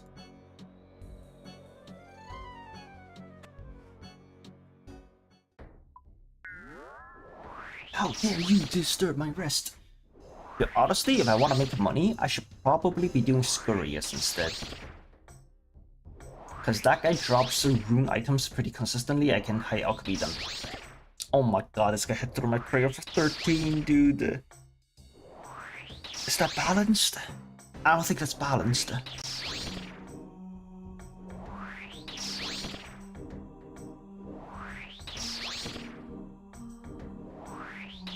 Alright, dude. 0! Oh my god, I got sucked. Actually, I pre-walked. I should have walked before I killed him. I saw the XP drop, you. Ooh, big hit. Pop, pop. Pop, pop. I wish they would actually implement like offhand weapons instead of this like. I mean, this is still like fine, I guess. It's a form of offhand, but it feels more like dual. It feels more like two-handing a weapon than like offhanding a weapon.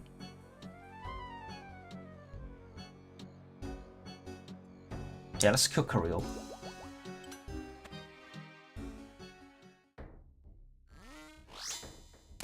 Zero. Okay, thank you. 3 with my special attack, thank you. 0 with my special attack, okay. Finally. Big hit. Okay, that's what I'm talking about, dude.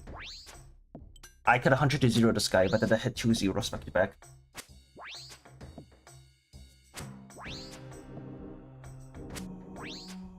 I really should bring attack potions, huh?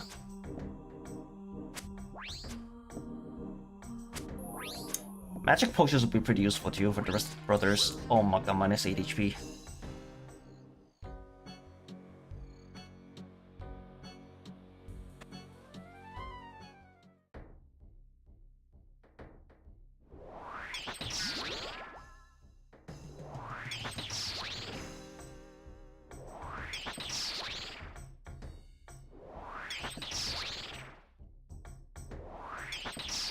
One second. Did it drain me by 11? Drain 11 and I took it down by 1 because of my natural prayer drain? That is so much, man. No!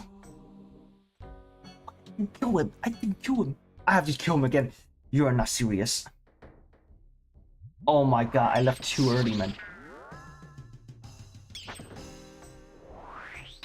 I'm upset. What the fuck, man? He was 1 HP. He was 1 HP, dude. And because of that, we still another sip of a prayer pot. Not worth. Not worth, not worth, not worth. That was not worth. Oh my god, man. It backfired. It actually backfired. Oh my god, I don't even have enough prayers. Okay, it's fine. It's fine. Now he's dead. That's fucked up. That was a little bit fucked up. Alright, pre-drink. Dig. Boom, boom. Alright. Alright, 0. Nice, thank you. Alright, 14. Not bad. Here, prayer flick. I did it wrong. That's fine. We'll get it right this time. I missed it. It's fine. I still hit him though. I landed the prayer flick, but I did 0 damage.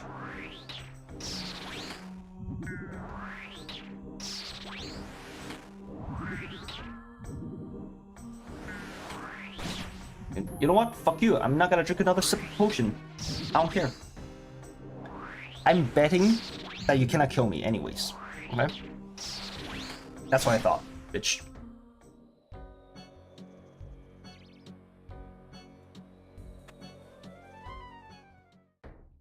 Alright.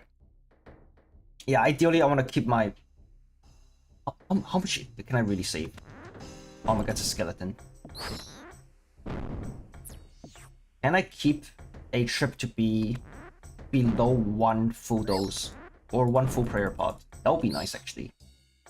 If I can keep each trip to below 1 pot, I can do 270 trips. That's not bad. Okay, I need to actually kill something.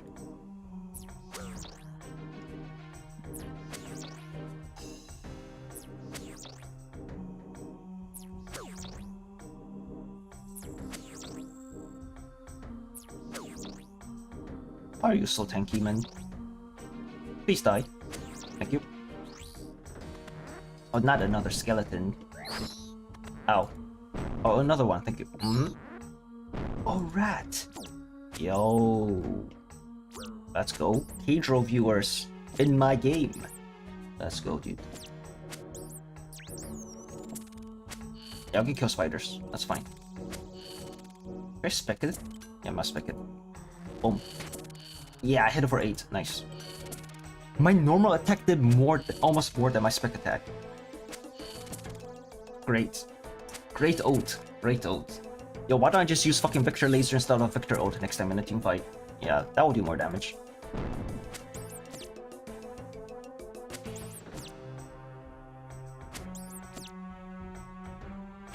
Okay, but DDS spec is still better than this fucking dog shit Dragon Scimitar spec. This thing actually doesn't hit and hits low as hell. Fuck this fucking spec, man. It's more for PvP though, but fucking hell, this thing actually sucks. I hope I didn't kill too many mobs. I think we should be good. We should be good. Okay, you can drink. Drawn prayer. Hit this bitch. Okay. 10 seconds to kill him. Can we do it? This is actually the worst enemy to Gamba with no prayers. 4 seconds. Okay, surely he dies here. Nice, nice, nice. He could have hit me for like 60 something if he was really low HP, so... Nice, I got nothing, thank you.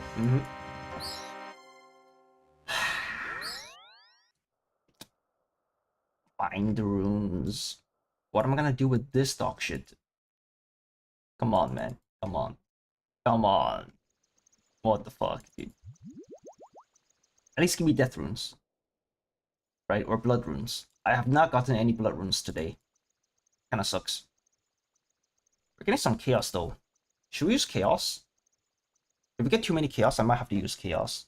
With the chaos gauntlet. Instead of death runes. Nah, we're probably fine. We're probably fine.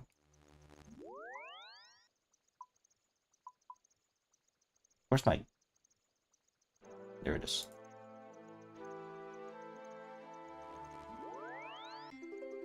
Okay, 5 down. 10 more to go, and then we're done with the Barrows combat achievement. Or combat task. No, combat achievement. Yeah, it's C8. Yeah. Please be there, Rock. Okay, nice, good. Good. If it was like any other brother, I could tank the final brother. If I have enough HP. Without taking a sip.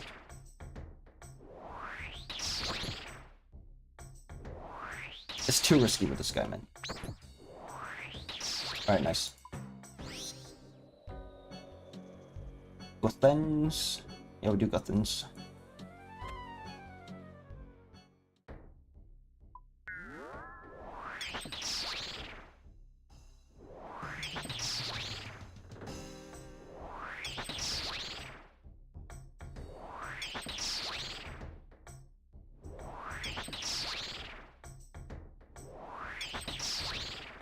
We were hitting pretty hard just now. There you go, he's dead. For real this time, okay? No pre-leaving, okay? I can't tell if that guy actually healed in the middle of the fight or what, but man, I really thought he was dead. Oh my god. 0. Oh, big hit, 36. Not bad, I guess. When I think about it, the brothers have it rough. True. True. Yo. Okay, to be fair, in lore, they made a deal with the Majorette. Oh my god, he hit me with 20. Yo, he hit me for fucking 31, dude.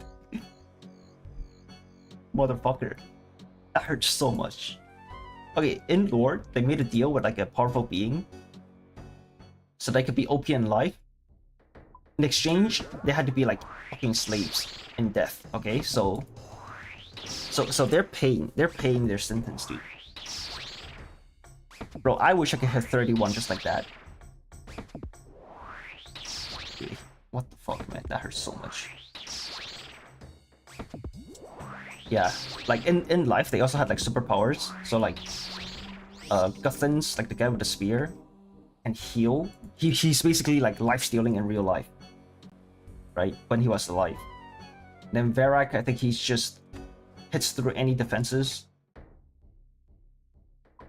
And the other people have like other special abilities too, so they were like super OP generals or like commanders when they were alive. But now they have to do this. Get bonked by me.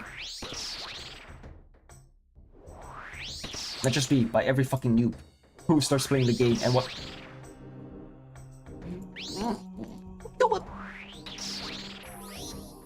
Oh my god, what the fuck? I could have died. That hit went through prayer just now. I could have died. Holy shit. Do I wanna eat? Or do I don't care? You found a hidden tunnel. Do I wanna enter? Yeah. Fuck eating. Eating's for pussies, okay? You think I need to eat against the rat? Hell no. How long did it take me to get this account up? I was kind of just AFKing on the side. So my skills are like really high up, but my combat is really low. For an account this old, I've been playing for 75 days and 1 hour. So that's like in-game days, you know, not like, you know, I played like last Friday and that counts as 1 day and I almost died. Yeah. 75 days. It sounds like a lot, but like I wasn't even actively playing for most of the time. I was AFK mining. I was AFK thieving. I was doing so many things AFK. I wasn't even playing the game during those times. And sometimes I would just log in and then not do anything there.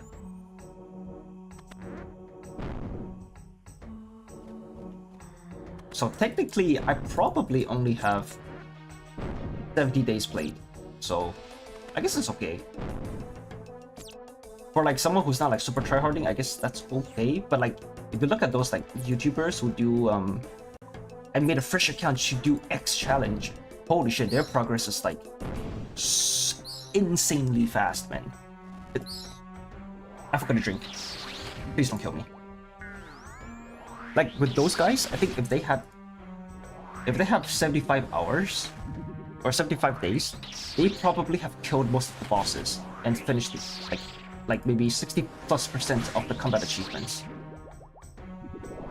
And that's why I'm not a full-time RuneScape YouTuber, XD.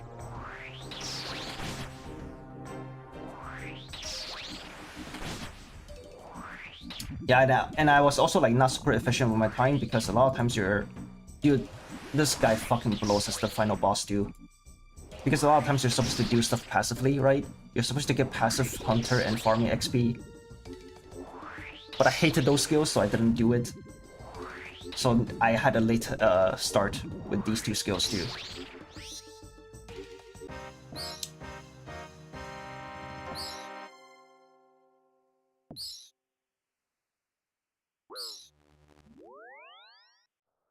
I do not even want to comment on how dogshit this reward is. I do not want to comment on how fucking dogshit that was. No runes? Dude, I almost died like 3 times there and you're telling me I got no runes. Nah. That's kind of racist.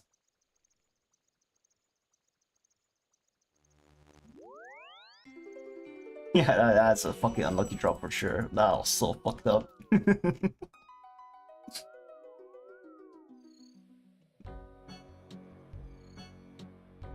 Dude. I don't even know. Like, I've seen people solo some of the harder raids, like raids and bosses. I don't even know if I can do it, but I want to try to do it. Like, these are the Zook. Yeah, Zook is like pretty.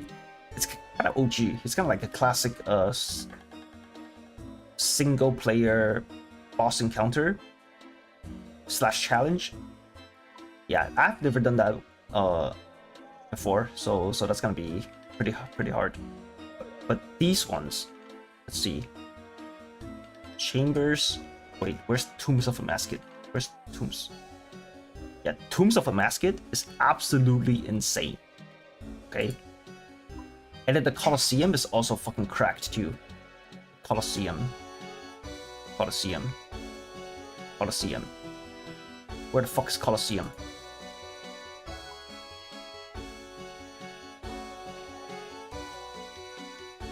But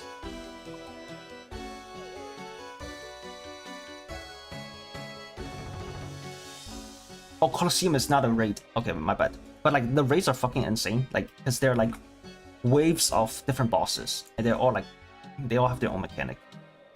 And then the Colosseum is also like another thing that you can do. Is it under mini games? It's not. There's no way, right? Yeah, the Colosseum is also really hard. And you need to do it to get the best quiver, so the best cape slot for bows in the game. I think, or is it the ammo slot? I forgot. But basically, it's like a really essential upgrade for late game ranged content. And that thing looks hard as fuck. That thing looks hard as fuck, dude. I am not looking forward to doing that as an Iron Man because I have to farm the gear to do those challenges. I cannot just buy like high level gear. So, oh my god, it's gonna take fucking forever. Haven't I played for 20 years? Yeah, dude. Yeah, okay. New account though, new account. But yeah, dude, fucking 2K, man. Dude, you know how quickly I can make 2K in fucking RuneScape 3, man? It's not even close. But the RuneScape 3 economy is super inflated, dude. Yeah.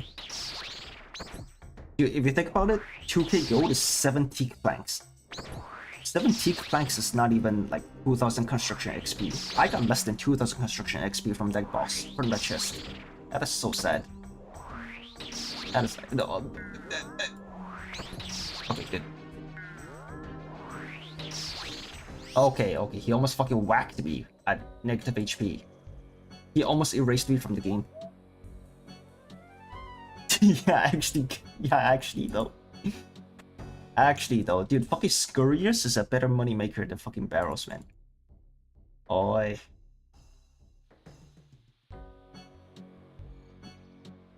And rat. Even the clue scroll. Dude, the clue scroll just now was like 80k gold. Oh, wrong prayer. Fuck. Fuck. Yeah. The clue scroll just now was 90k gold. That's gonna be more money than I ever make from fucking Barrows. And I just got fucking sucked. Nice. Although to be fair, it's kind of hard to like say that too at the same time, because if I get death runes or blood runes, that's pretty good, because those are usually pretty expensive to get. Kind of. Most people buy them, right? But because I'm broke bitch, I have to make them myself. So usually if I need runes, I go do rune crafting. So yeah. So instead of saving money, it's saving me time. I guess, if I get runes from Barrows. Man, dude, Barrows used to be so cool back in like middle school, because they're like pretty hard content relative to what was out. And now it's like a chore. Man. So I'm literally doing this so I can do a different content later. So I can do a Perilous Moons. That one is actually pretty good, because that one actually has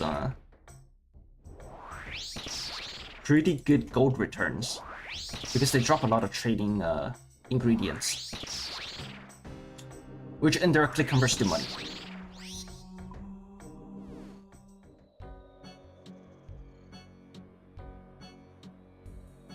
Yeah, bro. I think it was Barrows, and then Dragons. Or no, Dragons and then Barrows. But then a lot of times people didn't want to do Barrows because they degrade, so people mostly went for Dragon. And then I think it was Elliot or someone who was just like, dude, you should get fucking Revenant gear. I'm just like, what the fuck is a Revenant gear? And I saw, dude, that thing degrades to dust. That thing fucking disintegrates. I'm not getting that fucking shit. Dude, why would I want to get something that's gonna fucking disappear after I use it for like X number of times? I'm not getting that fucking shit, bro.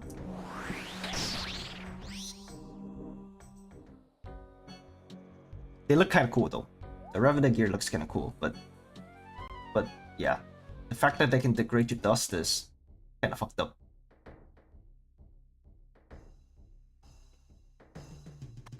Oh, not a fucking skeleton. Oi. Who's alive? Guthan? Okay, Guthan is fine. Guthan is pretty chill. Man, I used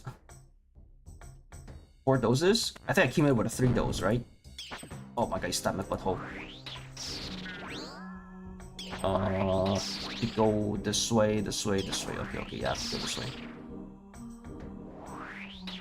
What? Where did he go? Did I kill him? Wait, what the fuck? Where did he go? Yo, my prayer pot.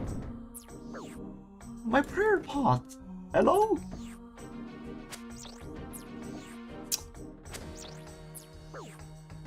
Yo, somebody cue the Illuminati soundtrack. What the fuck? Where did he go? Oh. He didn't even die. No, he just actually scammed me out of a sip. Bro, he owes me a fucking drink. I need to kill 2 more, I think. I need to kill 2 more of these mobs. Please die. Please die fast. Okay. Dude, he spawned so early too. Jump scared me, maybe take a sip, and just dipped. Like, what? You are so unserious. It's a skeleton. You dare steal from us? Yeah, fuck you, bitch. I do what I want.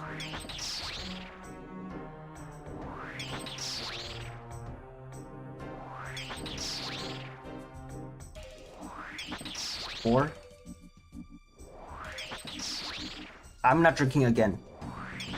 I'd rather die than drink again. I would eat though, if I have to.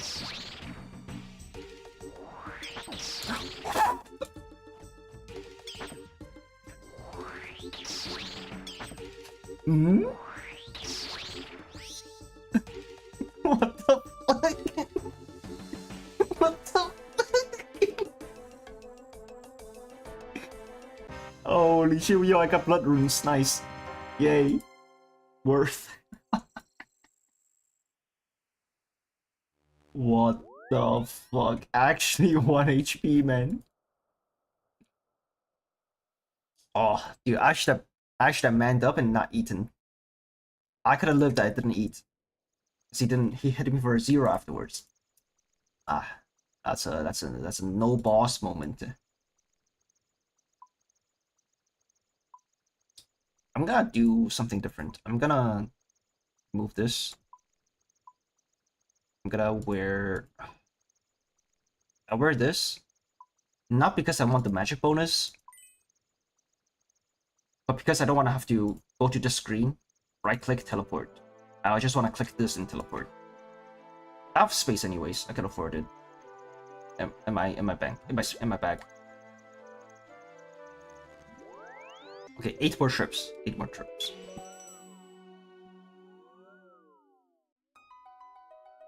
Okay, I think I've mostly gotten the hang of it. I'm gonna pull up a video I was watching yesterday while I was fucking training crafting. Dude, yesterday I almost got carpal tunnel training crafting, man. Because I had to make glass, but then while you're glass making, you drop the excess glass that you create, right? So sometimes they will drop like in stacks of like 16, 12, 9, whatever.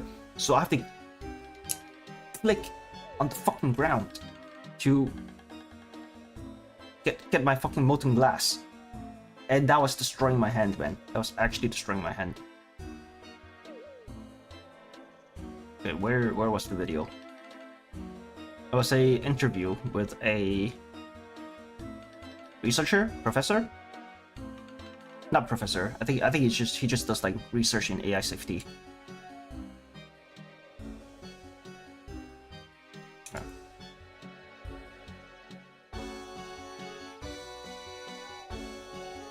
Go Chrome. He's so blurry.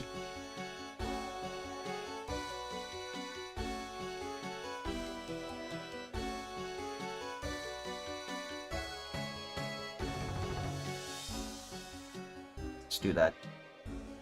Our own perspective here. That we will not have unemployment due to advanced technology? That there won't be this French bulldog human gap in understanding and, I guess, like power and control.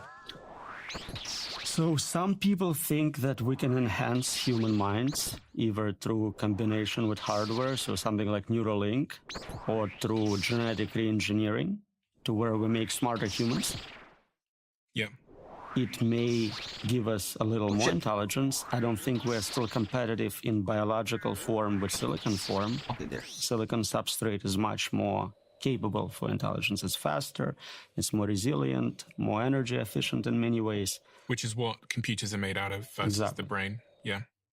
So I don't think we can keep up just with improving our biology. Some people think maybe, and this is very speculative, we can upload our minds into computers.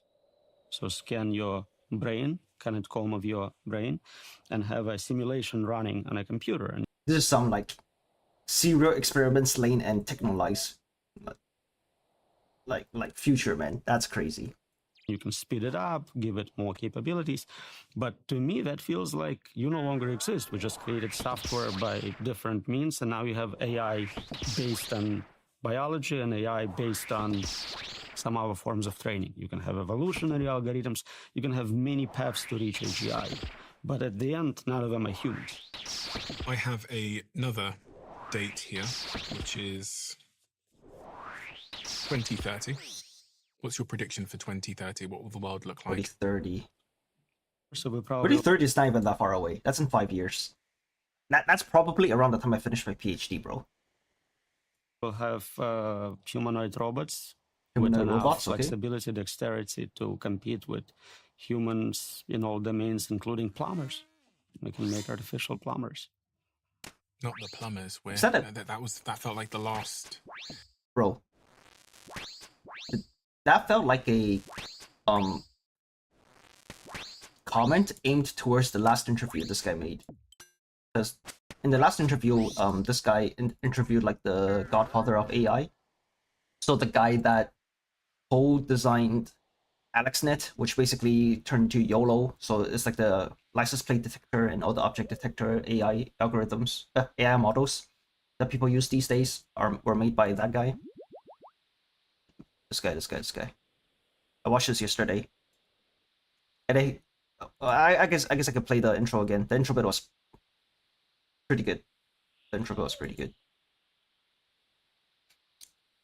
Fucking Surfshark, bro. And basically, what he was saying is that if you really wanna have a job and be relevant to society, you gotta do something that AIs can't do. And in the immediate future, it's to be a plumber or do something that's like physical. But even that's gonna get replaced pretty soon.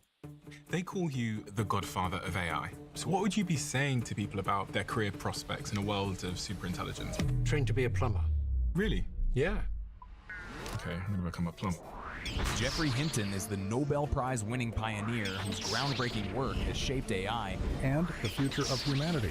Why do they call you the godfather of AI? Because there weren't many people who believed that we could model AI on the brain so that it learned to do complicated things, like recognize objects in images or even do reasoning. And I pushed that approach for 50 years. And then Google acquired that technology. And I worked there for 10 years on something that's now used all the time in AI. And then you left? Yeah. Why? So that I could talk freely at a conference. What did you want to talk about freely?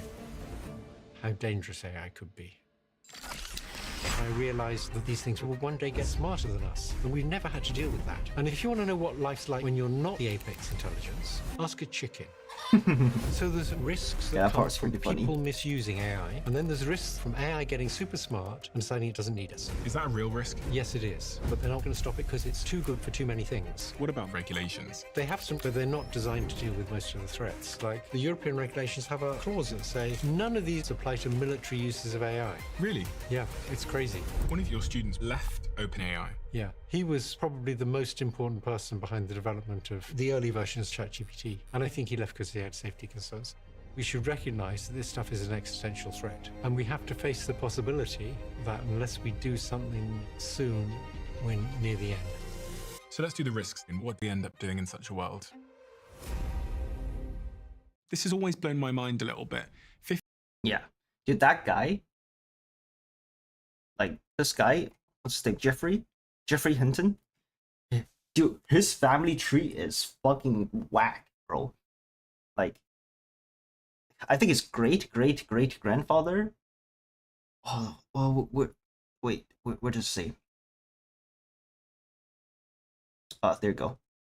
Was like some pretty impressive intellectual figure too, and his great-great-great-grandmother is like a mathematician, and then his great-great-aunt, I think, was involved in the Manhattan Project. You've lived a fascinating... And then this guy's like basically founded AI, like neural networks. That is absolutely fucking wild. This, yeah. You've lived a this part is super interesting to hear. Winding life. I think one of the things most people don't know about you is that your family has a big history of being involved in tremendous things. Though. You have a family tree, which is one of the most impressive that I've ever seen or read about. Your great-great-grandfather, George Bull, founded the Boolean algebra logic, which is and Boolean algebra is like principles of modern computer still science. used today. You have your great-great-grandmother, Mary Everest Bull, who was a mathematician and educator who made huge... Yeah, that was her I didn't know much about. From what I was able to ascertain.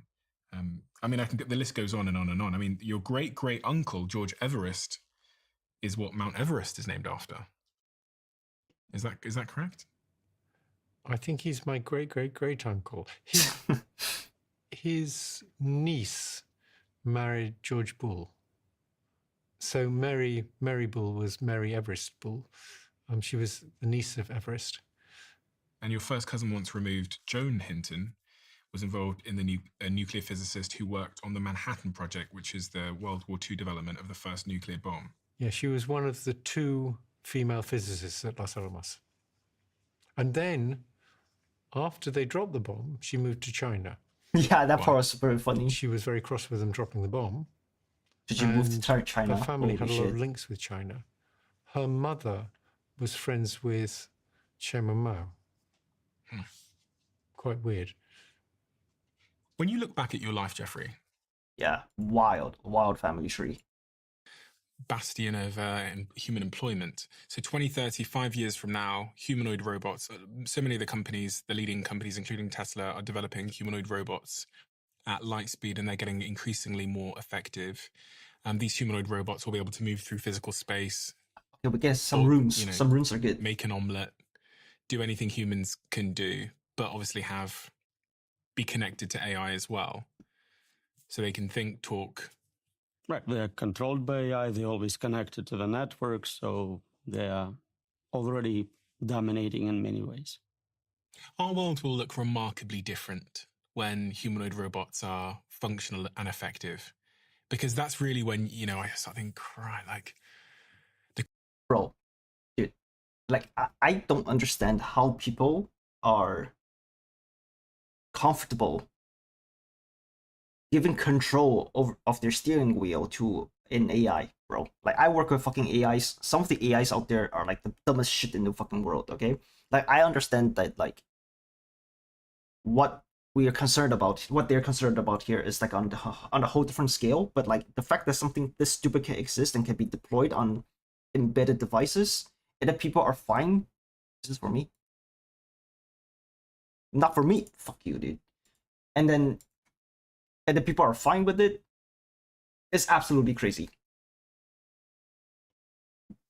You don't even trust humans, or would you trust AI? Yo, that's true. That is true. And you shouldn't. You shouldn't trust either. You shouldn't fully trust either. Okay. You shouldn't like blindly trust either.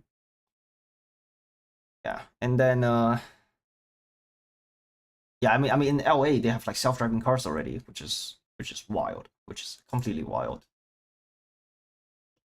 And then there are Uber drivers out there and thinking that, oh, AIs are not gonna replace us. I think they will.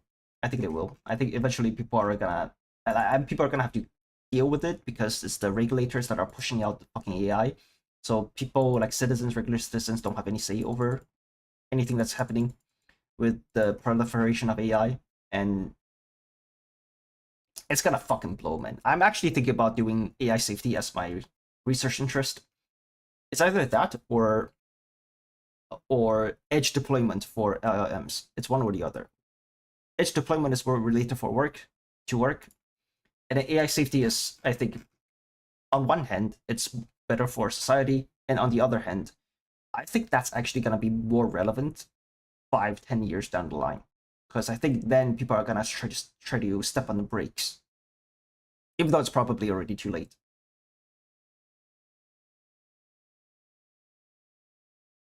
Yeah, just a set route and less variables. It's in like a controlled environment. Yeah, it's gonna be okay. But think about how many stupid kids just run onto the streets, right? Like think about the stupid fucking TikTokers, right? Who fucking ring on somebody's doorbell or kicks their door and then runs off onto the streets. You trust an AI to pull the brakes just before they run to it? Or and if they do, what about the person inside the car? That's another thing that we have to think about. What if that guy is not wearing a seatbelt? He's just gonna get fucking yeeted out of the car, dude. Trading a TikToker's life for a passenger's. If they build a tunnel for it, that could work. That could work. It's gonna be expensive, so I don't know if people are gonna do it, but it could work. Yeah, it could work. The combination of intelligence and physical ability is really doesn't leave much, does it, for us human beings? Not much. So today, if you have 36 intelligence through internet, you can hire humans to do your bidding for you. You can pay them in Bitcoin, so you can have bodies just not directly controlling them. So it's not a huge game changer to add direct control of physical bodies. Intelligence is where it's at. The important component is definitely higher ability to optimize, to solve problems, to find patterns people cannot see. And then by 2045, I guess the world looks even more, which is 20 years More from fucked now. up. So if it's still around, Ray Kurzweil predicts that that's the year for the singularity. That's the year where progress becomes so fast. So this AI doing science and engineering work, They kind of already so are. quickly we Or cannot they're keep up making. anymore. That's the difference. They're training AI to do it right now. Like DeepSeek research and open and like GPT research models are made to do research. Like they're made to survey papers, research a field, and come up with new ideas. That's like what they're trained to do. So yeah, in a few years we're gonna have fucking LLM PhD candidates pumping out fucking papers, while we sit at home jerking off towards grok or something. You know, it's completely dystopian. Definition of singularity, point beyond which we cannot see, understand, predict. See and understand, predict the intelligence itself, or what is happening in the world? The technology is being developed. So right now, if I have an iPhone, I can look forward to a new one coming out next year, and I'll understand it has slightly better camera. Imagine now this process of researching and developing this phone is automated. It happens every 6 months, every 3 months, every month, week, day, hour, minute, second. You cannot keep up with 30 iterations of iPhone. Yo, it's gonna be Followpot's heaven, man. He's gonna love that world. He's gonna buy up all the new iPhones. Yo, field day for Followpot. In one day. You don't understand what capabilities it has, what proper controls are. It just escapes you. Right now, it's hard for any researcher in AI to keep up with the state of the art. While I was doing this interview with you, a new model came out, and Am I wrong? no longer know what the state of the art is. Every day, as a percentage of total knowledge, I get dumber. I may still know more because I keep reading, but as a percentage of overall knowledge, we're all getting dumber. It's time to rewind. And then you take it to extreme values, you have zero knowledge, zero understanding of the world around you. Some of the arguments against this eventuality are that when you look at other technologies like the Industrial Revolution, people just found new ways to work, and new careers that we could never have imagined at the time were created. How do you respond to that in a world of superintelligence? It's a paradigm they shift. really did. We always had tools, new tools, which allowed some job to be done more efficiently. So instead of having 10 workers, you could have 2 workers, and 8 workers. Which is crazy to think, right? Because there's no way Steve Jobs is the only guy coming up with ideas in Apple during their time when they were popping off, right? So what the fuck happened to all the other people? Are their opinions getting suppressed? Did they all leave under the new leadership? Like, what's going on? Yeah, Apple definitely has been stagnating. Like, it feels like right now for Apple, they are reverting back to the hardware first policy when it comes to releasing new gadgets, right? It's like, oh, this is an AI PC that can run, AI models in like the new MacBook Pro, but they don't talk about new OSs, like what the new OS does. I don't know, like new apps or new interfaces or whatever. Like things have been pretty stagnant on the software side. They've mostly been trying to scale up their hardware, it feels like.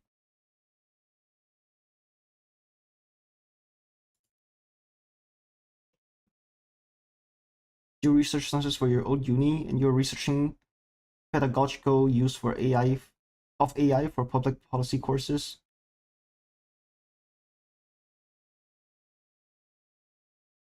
Oh.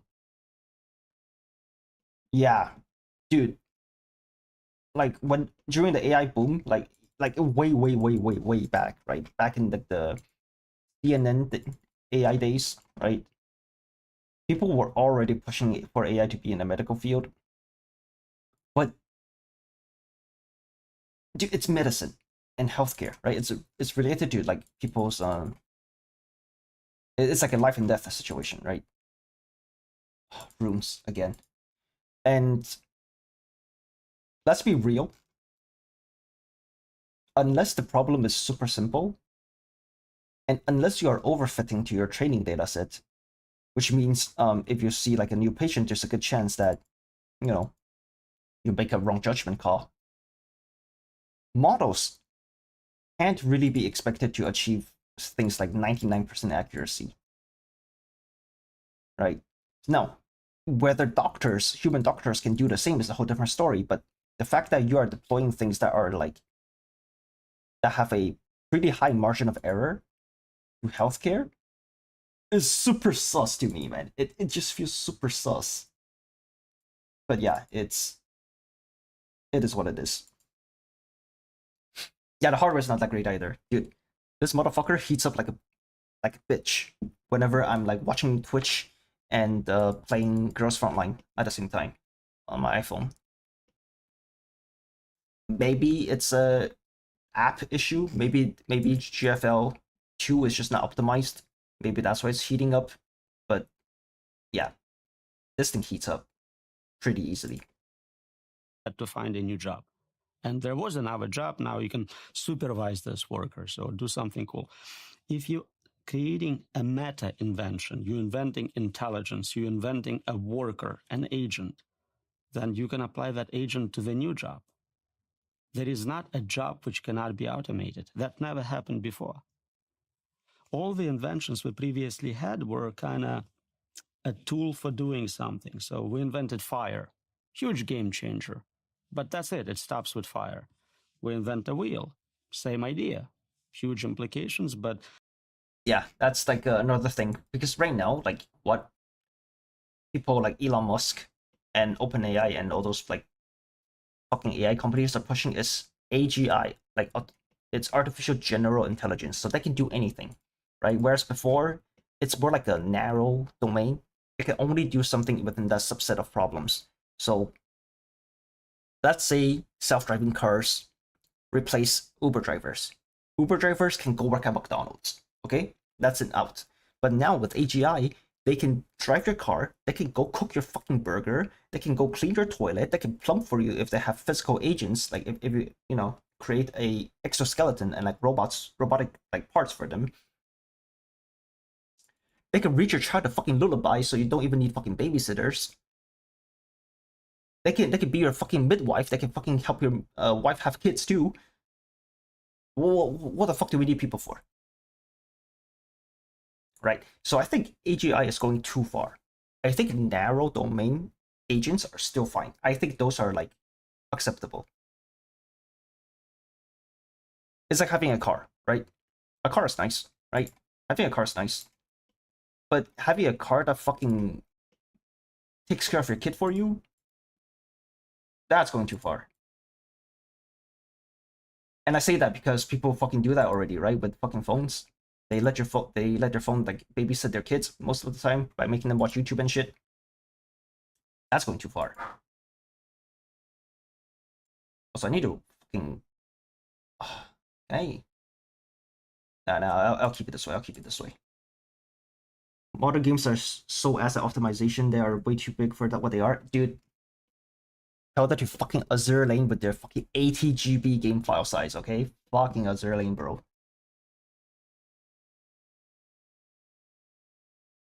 Yeah. Yeah.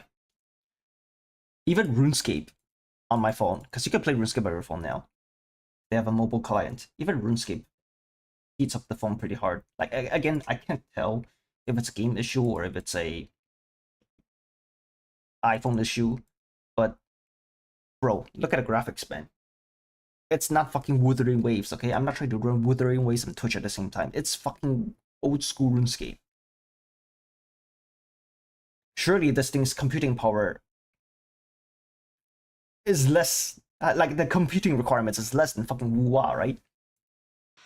Wheel itself is not an inventor. Here we're inventing a replacement for human mind, a new inventor capable of doing new inventions. It's the last invention we ever have to make. At that point, it takes over.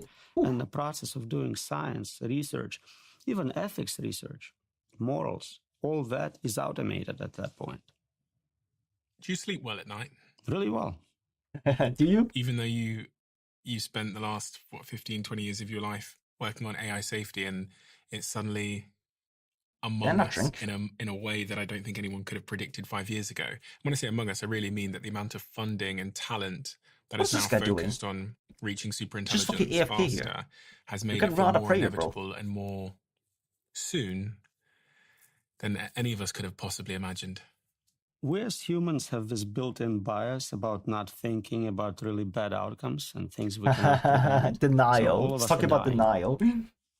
Your kids are dying, your parents are dying, everyone's dying, but you still sleep well, you still go on with your day. Even 95-year-olds are still doing games and playing golf and whatnot, because we have this ability about to Joe not Biden? think about the worst outcomes, especially if we cannot actually modify the outcome.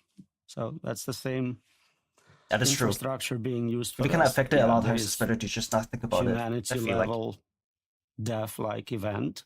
We're happening to be close to it probably, but unless I can do something about it, I can just keep enjoying my life. In fact, maybe knowing that you have limited amount of time left gives you more reason to have a better life. You cannot waste any. And that's the survival trait of evolution, I guess, because those of my ancestors that spent all their time worrying wouldn't have spent enough time having babies and hunting to survive. Suicidal ideation. People who really start thinking about how horrible the world is usually escape pretty soon. You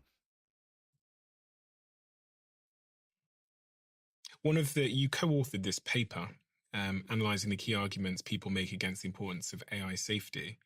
And one of the arguments in there is that there's other things that are of bigger importance right now. It might be world wars, it could be nuclear containment, it could be other things. There's other things that the governments and podcasters like me should be talking about that are more important. What's your rebuttal to that argument?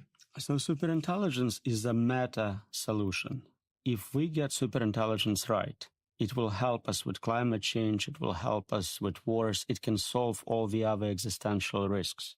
If we don't get it right, it dominates. If climate change will take 100 years to boil us alive and superintelligence kills everyone in 5, I don't have to worry about climate change. So either way, either it solves it for me or it's not an issue. So you think it's the most important thing to be working on? Without question, there is nothing more important than getting this right. Yeah. And I know... Bro, unemployment rate is already so fucking high. Oh my god, I forgot it's Barack. He might kill me through prayer. I need to watch my HP. Yeah, the unemployment rates are already so high without AGI. Imagine what happens when AGI comes out. Everyone says it. You take any class, but you take English professor's class, and he tells you, this is the most important class you'll ever take. But you can see the meta-level differences with this one. Another argument in that paper is that we'll be in control and that the danger is not AI.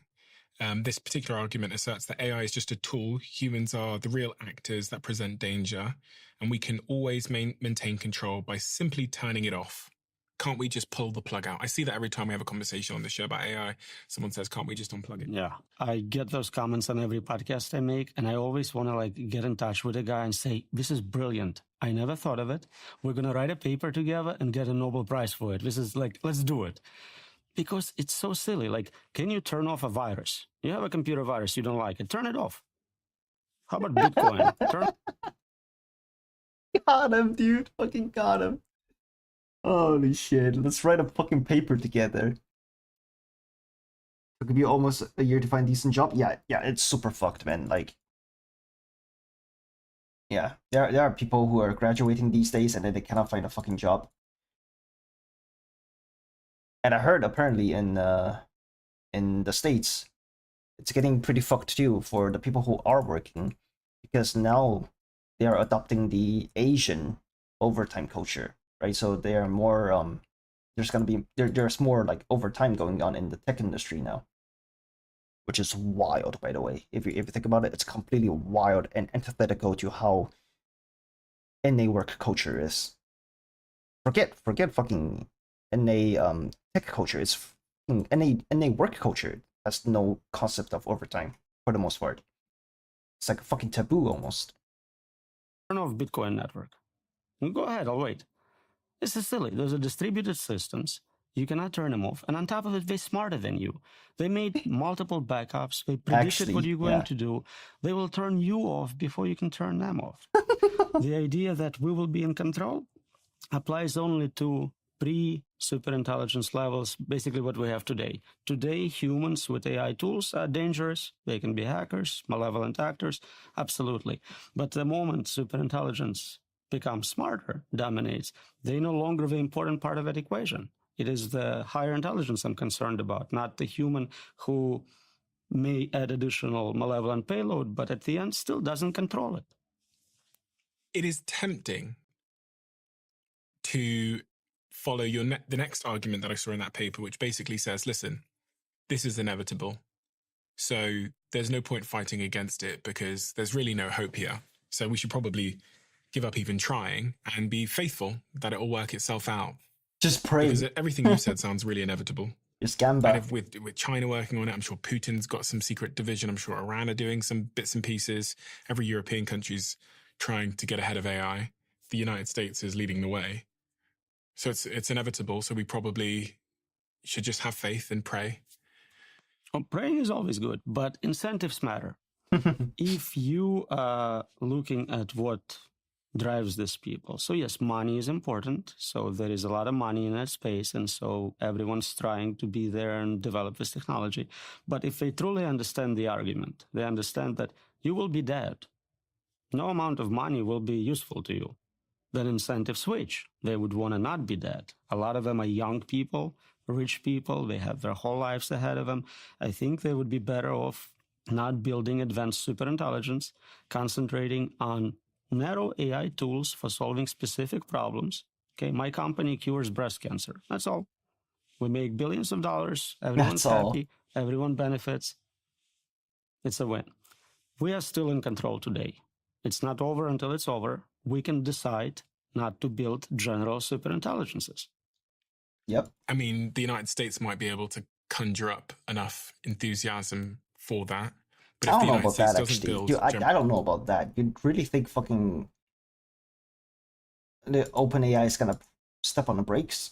The people who would have stepped on the brakes already left OpenAI.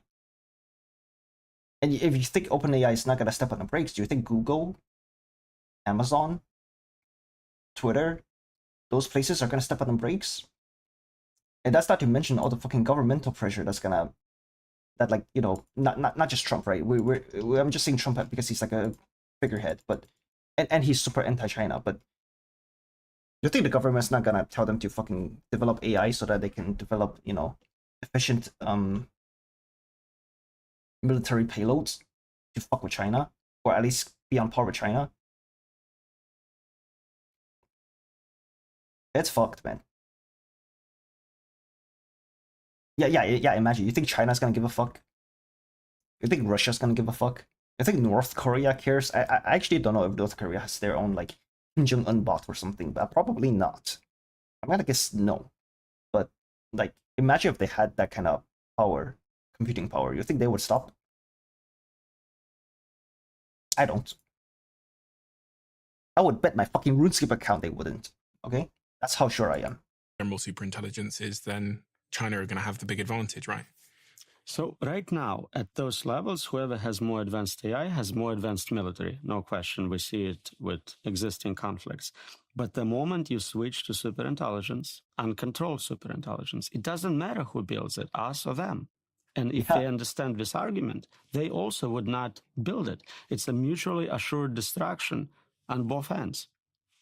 Is this technology different than, say, nuclear weapons, which require a huge amount of investment and you have to, like, enrich the uranium and you need AI also needs a lot of investment. Billions of dollars potentially to even look at all the power centers that they're building. But it feels like this technology is much cheaper to get to superintelligence potentially, or at least it will become cheaper. That's true. I wonder if it's possible that some guy, some startup is going to be able to build superintelligence in, you know, a couple of years without. Yeah. I actually went to Semicon last week. It's like a global conference held in Taiwan. And there was a professor from Stanford who does, like, you know, semiconductor stuff. And he was just talking about all the power centers that are being built in NA. It's like massive, massive power center. Let me see if I can find it.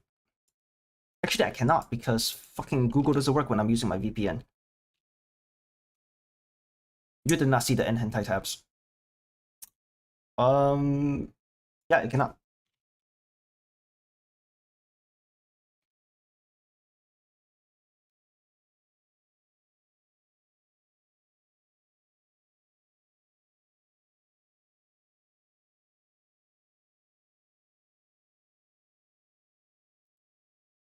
Is it this one? I don't know if it's this one. It might be this one.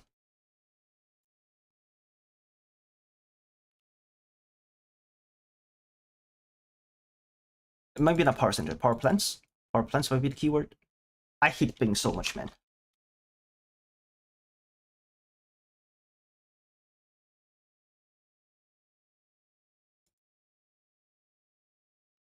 It's a 5-year agreement, right, that gives the nuclear company access to warp speed, to a platform. And Jonathan, I'll start with you.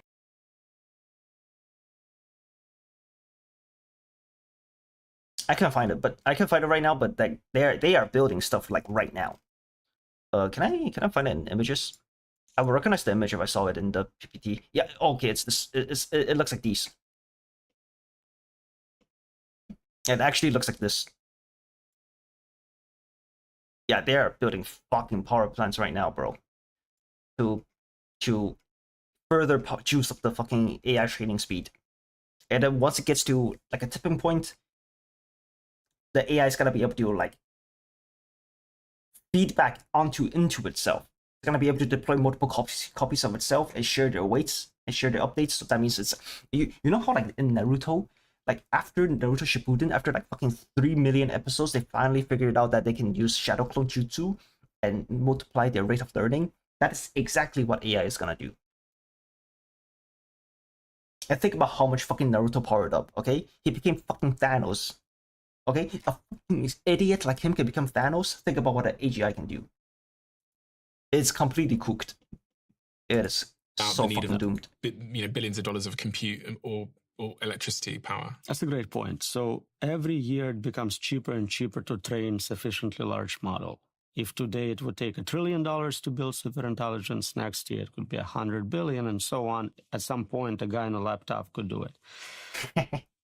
But you don't want to wait 4 years to make it affordable. So that's why so much money is pouring in. Somebody wants to get there this year and lock in all the winnings, Litecoin level award. So in that regard, they both very expensive projects, like Manhattan level projects. Which was the nuclear bomb project. Right. The difference between the two technologies is that nuclear weapons are still tools. Some dictator, some country, someone has to decide to use them, deploy them, whereas superintelligence is not a tool, it's an agent. It makes its own decisions, and no one is controlling it. I cannot take out this dictator, and now superintelligence is safe. So that's a fundamental difference to me. But if you're saying that it is going to get incrementally cheaper, like I think it's Moore's law, isn't it, that the technology gets cheaper? It is. Then there is a future where running super dry on these tests, going to be able to create superintelligence without no unique drop today so far. Oversight or regulation or employees, etc. Yeah, that's why a lot of people suggesting we need to build something like surveillance planet, where you are monitoring who's doing what and you're trying to prevent people from doing it. Do I think it's feasible? No. At some point, it becomes so affordable and so trivial that it just will happen. But at this point, we're trying to get more time.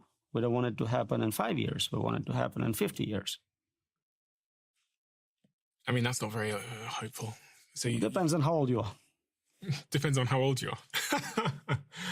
I mean, if you're saying that you believe in the future people will be able to make superintelligence without the resources that are required today, then it is just a matter of time.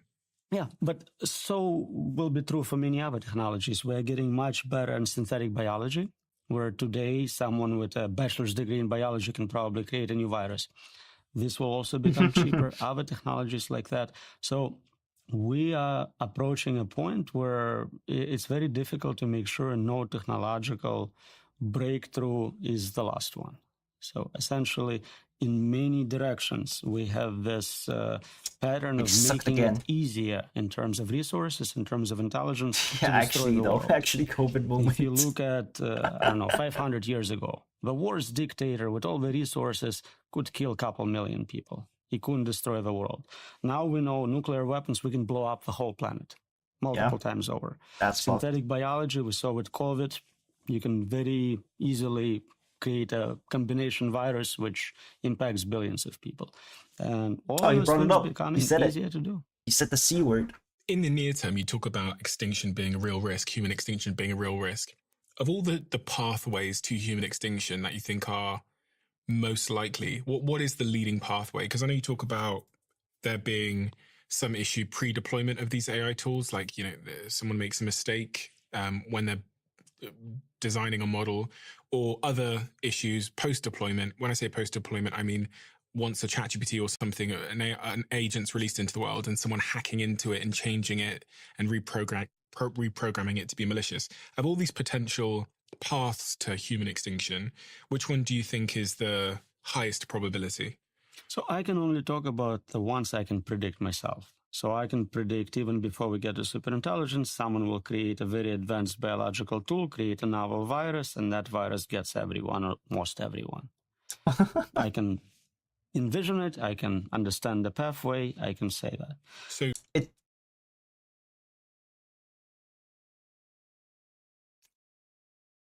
what he's saying is, if COVID didn't happen in 2020, it would have happened with AGI when AGI came out.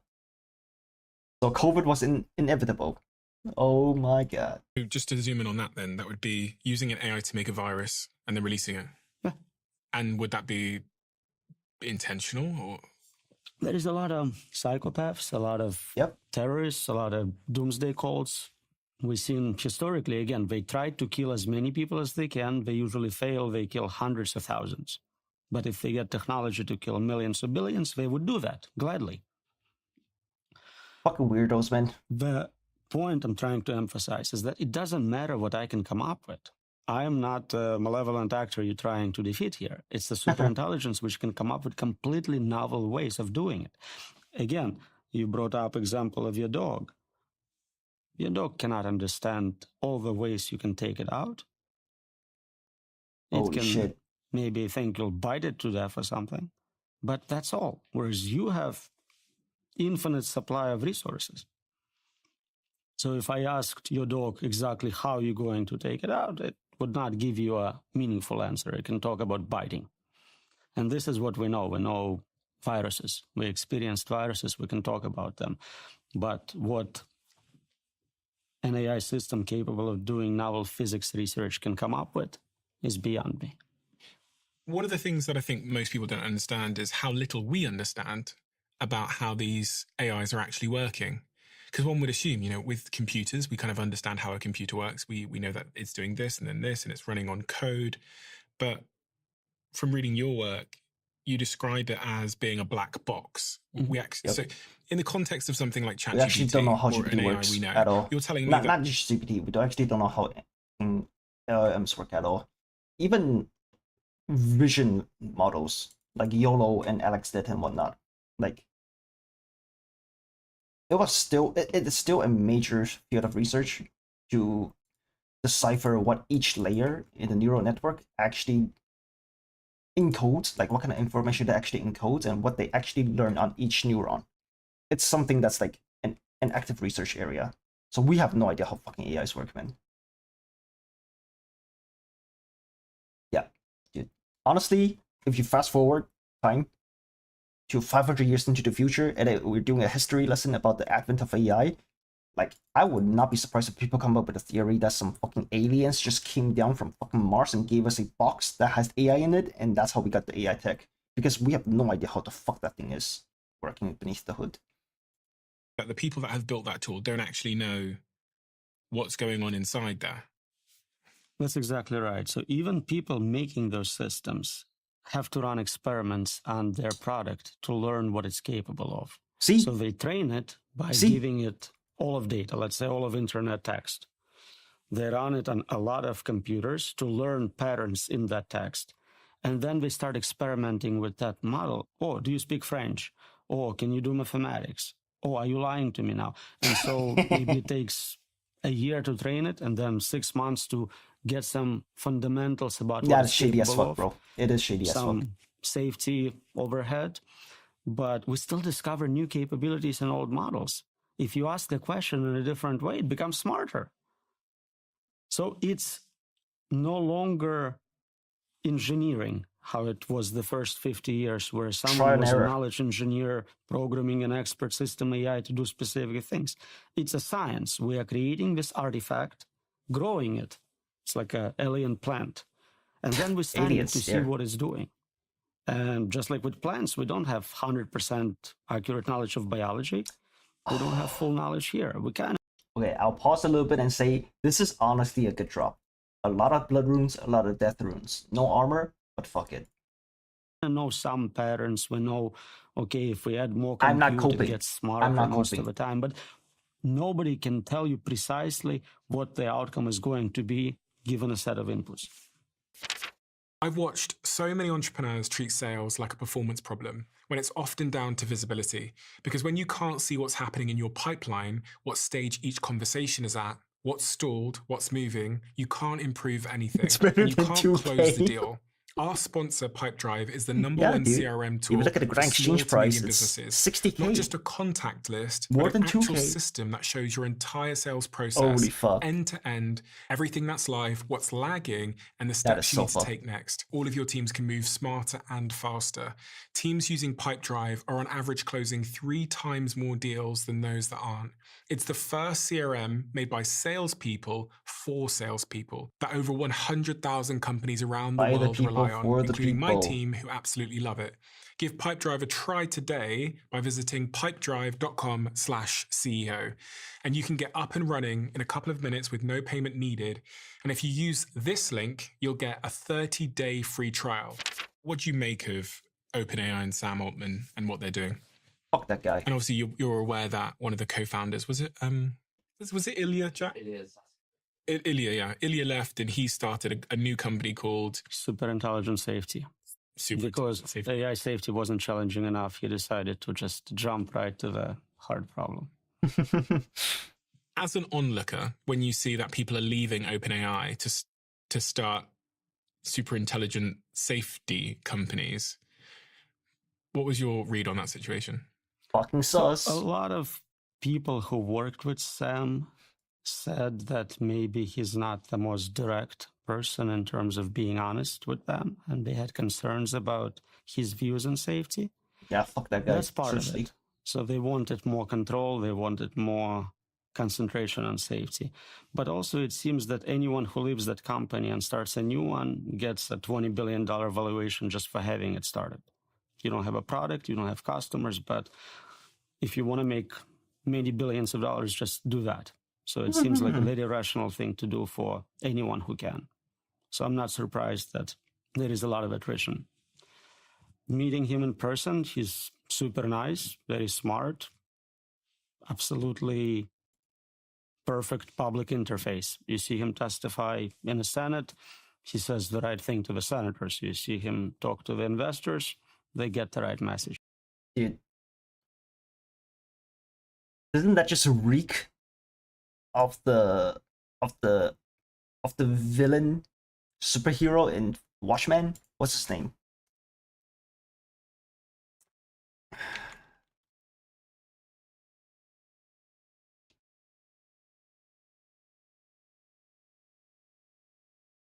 Like, who's the guy? The guy that's like killing everyone. That guy that's killing all the superheroes. He's like the fucking idol, all right? He's the poster child of the fucking vigilantes. Yeah, this guy, this motherfucker, the blonde guy. Yeah, just perfect public image, but you have no idea what the fuck they're doing beneath the hood, like you know, behind the scenes. Yeah, like the fact that people who do AI safety is leaving your team is screaming big red fucking flags, okay, about your research direction within your company. But if you Ozymandias, yeah, that's his name. Yeah, I don't remember anyone else's name. I remember the Avatar-looking guy. He's like a fucking glowing blue battery. Okay, he's like Thanos, and I remember Rorschach.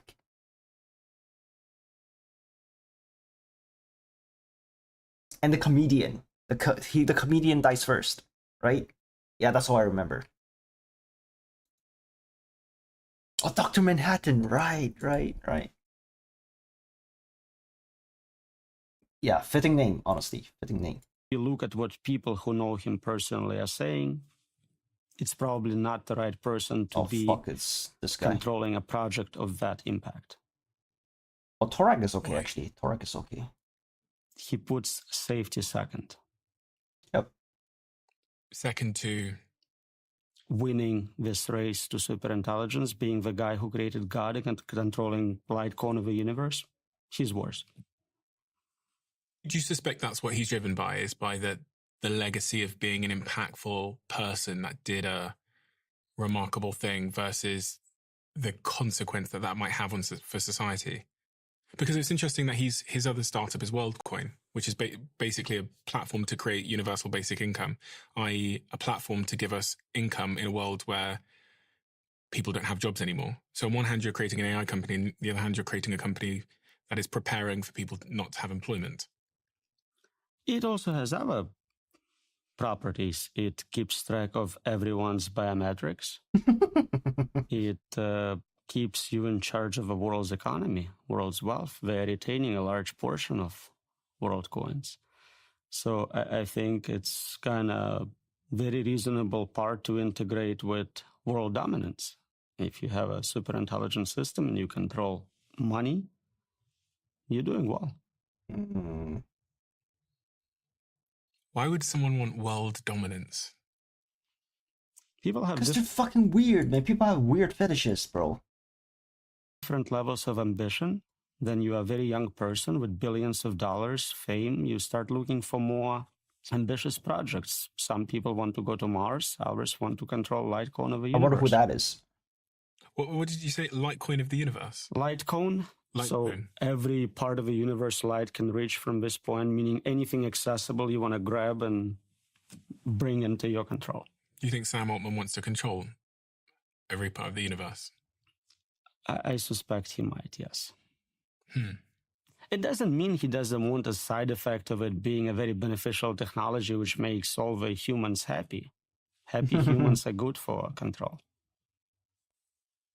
If you had to guess what the world looks like in 2100, if you had to guess, it's either free of human existence or it's completely not comprehensible to someone like us. It's one of those extremes.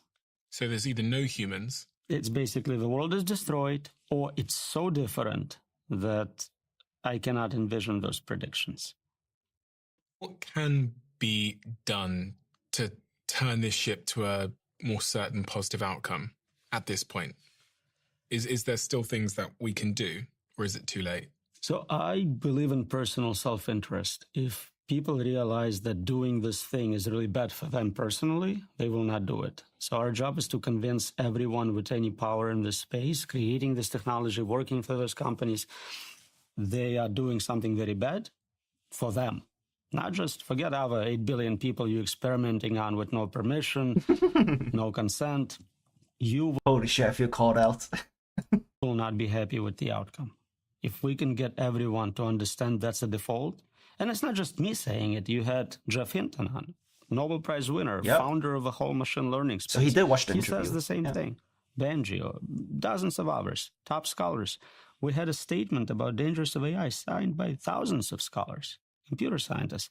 This is basically what we think right now, and we need to make it a universal. No one should disagree with this, and then we may actually make good decisions about what technology to build. It doesn't guarantee long-term safety for humanity, but it means we're not trying to get there as soon as possible to the worst possible outcome. And are you hopeful that that's even possible? I want to try. We have no choice but to try. And what would need to happen, and who would need to act? Is it government legislation? Is it? Yeah. Unfortunately, I don't think making it illegal is. No, it has to be. It has to be the people at the head. It has to be either the investors, legislators, or the CEOs themselves of the tech companies. Maybe even just one is not enough. Maybe there has to be a combination of several of those groups of people. Sufficient. There are different jurisdictions. There is, loopholes. And what are you going to do if somebody does it? You're going to fine them for destroying humanity, like very steep fines for it? Like, what are you going to do? It's not enforceable. If they do create it, now the superintelligence is in charge. So the judicial system we have is not impactful. And all the punishments we have are designed for punishing humans. Prisons, capital punishment doesn't apply to AI. You know, the problem I have is when I have these conversations, I never feel like I walk away with hope that something's going to go well. And what I mean by that is I never feel like I walk away with some kind of clear set of actions that can course correct what might happen here. So what should I do? What should the person sat at home listening to this do? You talk to a lot of people who are building this technology. Mm-hmm. Ask them precisely to explain some of those things they claim to be impossible, how they solved it or going to solve it before they get to where they're going. Do you know, I don't think Sam Altman wants to talk to me. I don't know. He seems to go on a lot of podcasts. Maybe he does. He wants to go on mine. I wonder why that is. I wonder why that is. I'd love to speak to him, but I don't think he wants to. I don't think he wants me to interview him. Have an open challenge. Yeah, it's like a gay activist trying to get an interview with the Saudi Arabian prince. Okay, I don't think he's going. Maybe money is not the incentive, but whatever attracts people like that, whoever can convince you that it's possible to control and make safe superintelligence gets the prize. They come on your show and prove their case. Ooh. Anyone. If no one claims the prize or even accepts the challenge after a few years, maybe we don't have anyone with solutions. We have companies valued, again, at billions and billions of dollars working on safe superintelligence. We haven't seen their output yet. Mm. Yeah, I'd like to speak to Ilya as well, because I know he's working on safe superintelligence. So, that'd be a cool interview too. If you look at history of AI safety organizations or departments within companies, they usually start well, very ambitious, and then they fail and disappear. So OpenAI had superintelligence alignment team. The day they announced it, I think they said they're going to solve it in 4 years. Like half a year later, they canceled the team. And there is dozens of similar examples. Creating a perfect safety for superintelligence, perpetual safety as it keeps improving, modifying, interacting with people, you're never going to get there. It's impossible. There is a big difference between difficult problems in computer science and complete problems and impossible problems. And I think indefinite control of superintelligence is such a problem. So what's the point trying then if it's impossible? Well, I'm trying to prove that it is specifically that. Once we establish something is impossible, fewer people will waste their time claiming they can do it and looking for money. So many people going, give me $1 billion in 2 years and I'll solve it for you. Well, I don't think you will. But people aren't going to stop striving towards it. So if there's no attempts to make it safe and there's more people increasingly striving towards it, then it's inevitable. But it changes what we do. If we know that it's impossible to make it right, to make it safe, then this direct path of just build it as soon as you can becomes suicide mission. Hopefully fewer people will pursue that.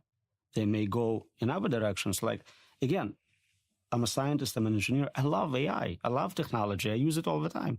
Build useful tools. Stop building agents. Build narrow superintelligence, not a general one. I'm not saying you shouldn't make billions of dollars. I love billions of dollars. But don't kill everyone, yourself included. They don't think they're going to, though. Then tell us why. I hear things about intuition. I hear things about we'll solve it later. Tell me specifically in scientific terms, publish a peer-reviewed paper explaining how you're going to control superintelligence. Yeah, it's strange. It's strange to even bother if there was even a 1% chance of human extinction. It's strange to do something. Like if there was a 1% chance, someone told me there was a 1% chance that if I got in a car, I might not be alive. I would not get in the car. If you told me there was a 1% chance that if I drank whatever liquid is in this cup right now, I might die, I would not drink the liquid. Even if there was $1 billion, if I survived, so the 99% chances I get $1 billion, the 1% is I die, I wouldn't drink it. I wouldn't take the chance. It's worse than that. Not just you die, everyone dies. Yeah. Now, would we let you drink it at any odds? That's for us to decide. You don't get to make that choice for us. To get consent from human subjects, you need them to comprehend what they are consenting to. If those systems are unexplainable, unpredictable, how can they consent? They don't know what they are consenting to. So it's impossible to get consent by definition. So this experiment can never be run ethically. By definition, they are doing unethical experimentation on human subjects. Do you think people should be protesting? There are people protesting. There is Stop AI, there is Pause AI. They block offices of OpenAI. They do it weekly, monthly, quite a few actions, and they're recruiting new people. Do you think more people should be protesting? Do you think that's an effective solution? If you can get it to a large enough scale to where majority of population is participating, it would be impactful. I don't know if they can scale from current numbers to that, but I support everyone trying everything peacefully and legally. And for the person listening at home, what should they be doing? What? Because they don't want to feel powerless. None of us want to feel powerless. So it depends on what scale we're asking about. Time scale. I was saying, like, this year your kid goes to college, what major to pick? Should they go to college at all? Yeah. Should you switch jobs? Should you go into certain industries? Those questions we can answer. We can talk about immediate future. What should you do in 5 years with this being created? For an average person, not much. Just like they can't influence World War III, nuclear holocaust, anything like that. It's not something anyone's going to ask them about. Today, if you want to be a part of this movement, join Pause AI, join Stop AI. Those are organizations currently trying to build up momentum to bring democratic powers to influence those individuals. So in the near term, not a huge amount. I was wondering if there are any interesting strategies in the near term. Like, should I be thinking differently about my family, about... I mean, you've got kids, right? You've got 3 kids? That I know about, yeah. 3 kids. How are you thinking about parenting in this world that you see around the corner? How are you thinking about what to say to them, the advice to give them, what they should be learning? So there is general advice outside of this domain that you should live your every day as if it's your last. It's a good advice no matter what. If you have 3 years left or 30 years left, you lived your best life. So try to not do things you hate for too long. Wait, do one last interesting chest. things, do impactful things. If you can do all that while helping people, do that. Simulation theory is a interesting sort of adjacent subject here, because as computers begin to accelerate and get more intelligent, and we're able to, we will get an item. Do things with AI that we could never have imagined, in terms of, like, you can imagine the worlds that we could create with virtual reality. I think it was Google that recently released, what was it called? Like the AI worlds. You take a picture and it generates a whole world. Yeah, and you can move through the world. I'll put it on the screen for people to see, but Google have released this technology which allows you, I think with a simple prompt actually, to make a 3-dimensional world that you can then navigate through. And in that world, it has memory. So in the world, if you paint on a wall and turn away, you look back, the wall... It's persistent. Yeah, it's persistent. And when I saw that, I go, God, Jesus, bloody hell, this is like the foothills of being able to create a simulation that's indistinguishable from everything I see here. Right. That's why I think we are in one. That's exactly the reason. AI is getting to the level of creating human agents, human-level agents, and virtual reality is getting to the level of being indistinguishable from ours. So you think this is a simulation? I'm pretty sure we are in a simulation, yeah. For someone that isn't familiar with the simulation arguments, what are the first principles here that convince you that we are currently living in a simulation? So you need certain technologies to make it happen. If you believe we can create human-level AI, yeah, and you believe we can create virtual reality as good as this in terms of resolution, haptics, whatever properties it has, then I commit right now, the moment this is affordable, I'm going to run billions of simulations at this exact moment, making sure you are statistically in one. Say that last part again. You're going to run. I'm going to commit right now, when it's very affordable, it's like $10 a month to run it. I'm going to run 1 billion simulations of this interview. Why? Because statistically, that means you are in one right now. The chances of you being in the real one is 1 in 1 billion. Okay, so to make sure I'm clear on this. It's a retroactive placement. Yeah, so the minute it's affordable, then you can run billions of them, and they would feel and appear to be exactly like this interview right now. Right. So assuming the AI has internal states, experiences, qualia. Some people argue that they don't. Some say they already have it. That's a separate philosophical question. But if we can simulate this, I will. Some people might misunderstand. You're not saying that you will. You're saying that someone will. I can also do it. I don't mind.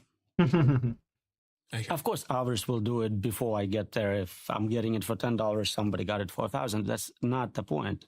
If you have technology, we're definitely running a lot of simulations for research, for entertainment, games, all sorts of reasons. And the number of those greatly exceeds the number of real worlds we're in. Look at all the video games kids are playing. Every kid plays 10 different games. There's, 1 billion kids in the world. So there is 10 billion simulations in one real world. Mm-hmm. Even more so when we think about advanced AI, superintelligent systems. Their thinking is not like ours. They think in a lot more detail. They run experiments. So running a detailed simulation of some problem at the level of creating artificial humans and simulating the whole planet would be something they'll do routinely. So there is a good chance this is not me doing it for $10. It's a future simulation thinking about something in this world. Hmm. So it could be the case that a species of humans or a species of intelligence in some form got to this point where they could affordably run simulations that are indistinguishable from this, and they decided to do it, and this is it right now. And it would make sense that they would run simulations as experiments or for games or for entertainment. And also, when we think about time, in the world that I'm in this simulation that I could be in right now, time feels long, relatively. I have 24 hours in a day, but in their world, it could be... Time is relative. Relative, yeah. It could be a second. My whole life could be a millisecond in there. Right. You can change speed of simulations you're running, for sure. So your belief is that this is probably a simulation? Most likely. And there is a lot of agreement on that. If you look, again, returning to religions, every religion basically describes what? A super intelligent being, an engineer, a programmer, creating a fake world for testing purposes or for whatever. But if you took the simulation hypothesis paper, you go to jungle, you talk to primitive people, a local tribe, and in their language, you tell them about it. Go back 2 generations later. They have religion. That's basically what the story is. Religion, yeah, describes a simulation theory, basically. Right. Somebody created... So by default, that was the first theory we had. And now with science, more and more people are going like, I'm giving it non-trivial probability. A few people are as high as I am, but a lot of people give it some credence. What percentage are you at in terms of believing that we are currently living in a simulation? Very close to certainty. And what does that mean for the nature of your life? If you're close to 100% certain that we are currently living in a simulation, does that change anything in your life? So all the things you care about are still the same. Pain still hurts. Love still love, right? Like those things are not different, so it doesn't matter. They're still important. That's what matters. The little 1% different is that I care about what's outside the simulation. I want to learn about it. I write papers about it. So that's the only impact. And what do you think is outside of the simulation? I don't know. But we can look at this world and derive some properties of the simulators. So clearly, brilliant engineer, brilliant scientist, brilliant artist. Not so good with morals and ethics. Room for improvement. In our view of what morals and ethics should be.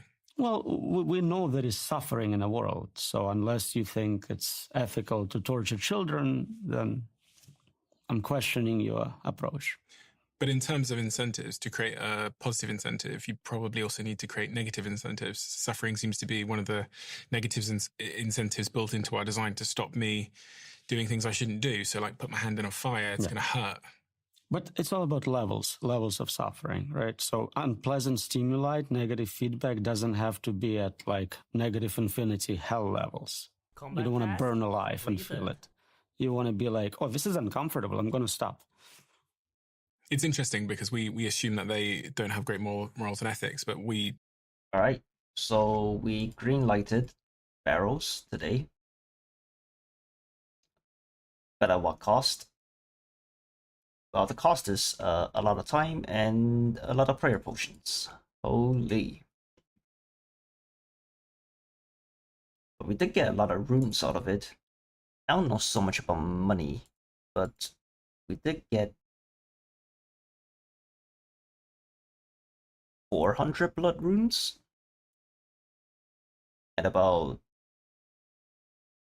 500 death runes. And some chaos and some mind runes. The mind runes is kind of whatever. Maybe we could use it to splash and train that way.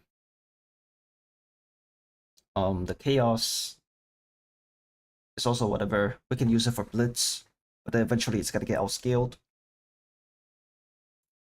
Prayer pots. How many did we drink today? We drank like 40-ish pots. Yeah, so it's about we took on average about like 1.5 potions, so 6 doses. 6 doses per trip. We can definitely make it better if we just do more damage with our spells.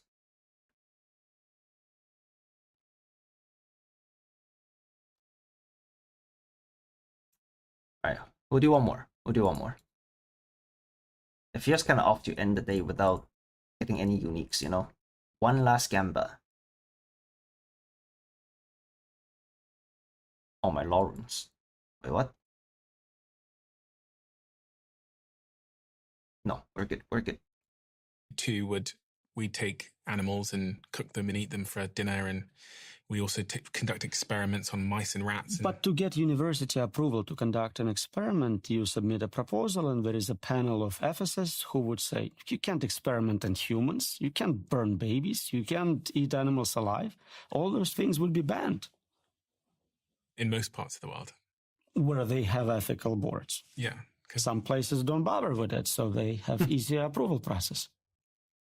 It's funny when you talk about the simulation theory, there's an element of the conversation that makes life feel less meaningful in a weird way. I know it doesn't matter, but whenever I have this conversation with people, not on the podcast, about are we living in a simulation, you almost see a little bit of meaning come out of their life for a second, and then they forget and then they carry on. But the thought that this is a simulation almost posits that it's not important, or that I think humans want to believe that this is the highest level and we're at the most important, and it's all about us. We're quite egotistical by design. And it's an interesting observation I've always had when I have these conversations with people, that it seems to strip something out of their life. Do you feel religious people feel that way? They know there is another world and the one that matters is not this one. Do you feel they don't value their lives the same? I guess in some religions. I think they think that this world is being created for them and that they are going to go to this heaven or hell. And that still puts them at the very center of it. But if it's a simulation, we could just be some computer game that a 4-year-old alien is messing around with while he's got some time to burn. But maybe there is, a test and there is a better simulation you go to and a worse one. Maybe there are different difficulty levels. Maybe you want to play it on a harder setting next time. I've just invested millions into this and become a co-owner of the company. It's a company called Ketone IQ, and the story is quite interesting. I started talking about ketosis on this podcast and the fact that I'm very low carb, very, very low sugar, and my body produces ketones, which have made me incredibly focused, have improved my endurance, have improved my mood, and have made me more capable at doing what I do here. And because I was talking about it on the podcast, a couple of weeks later, these showed up on my desk in my HQ in London, these little shots. And oh my God, the impact this had on my ability to articulate myself, on my focus, on my workouts, on my mood, on stopping me crashing throughout the day was so profound that I reached out to the founders of the company, and now I'm a co-owner of this business. I highly, highly recommend you look into this. I highly recommend you look at the science behind the product. If you want to try it for yourself, visit ketone.com/Stephen for 30% off your subscription order, and you'll also get a free gift with your second shipment. That's ketone.com/Stephen. And I'm so honored that once again a company I own can sponsor my podcast. I've built companies from scratch and backed many more. And there's a blind spot that I keep seeing in early stage founders. They spend very little time thinking about HR. And it's not because they're reckless or they don't care. It's because they're obsessed with building their companies. And I can't fault them for that. At that stage, you're thinking about the product, how to attract new customers, how to grow your team, really how to survive. And HR slips down the list because it doesn't feel urgent. But sooner or later, it is. And when things get messy, tools like our sponsor today, JustWorks, go from being a nice to have to being a necessity. Something goes sideways. Structure to take health with your .com now. That's justworks.com. And do you think much about longevity? A lot, yeah. It's probably the second most important problem, because if AI doesn't get us, that will. What do you mean? You're going to die of old age. Which is fine. That's not good. You want to die? I mean... You don't have to. It's just a disease. We can cure it. Nothing stops you from living forever. As long as universe exists. Unless we escape the simulation. But we wouldn't want a world where everybody could live forever, right? That would be... Sure we do. Why? Who do you want to die? Well, I don't know. I mean, I say this because it's all I've ever known, that people die, but wouldn't the world become pretty overcrowded if... No, you stop reproducing if you live forever. You have kids because you want a replacement for you. If you live forever, you're like, I'll have kids in a million years. Process. That's cool. I'll go explore the universe first. Plus, if you look at actual population dynamics, outside of like one continent, we're all shrinking. We're not growing. Yeah, this is crazy. It's crazy that the more rich people get, the less kids they have, which aligns with what you're saying. And I do actually think if, I'm going to be completely honest here, I think if I knew that I was going to live to 1,000 years old, there's no way I'd be having kids at 30. Right, exactly. Biological clocks are based on terminal points, whereas if your biological clock is infinite, you'll be like, one day. And you think that's close? Being able to extend our lives?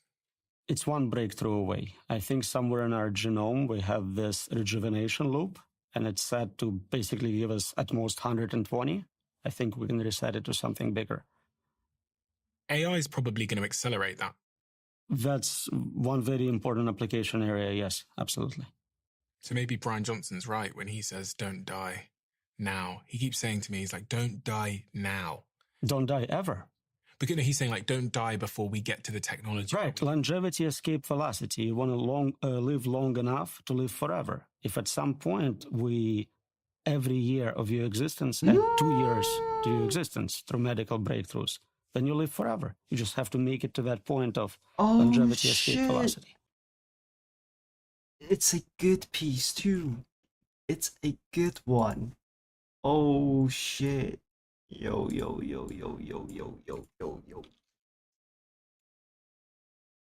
Oh my god, chest 26 was the one. Nice. Okay, and on a high note now. Amidst the depressing AI talk.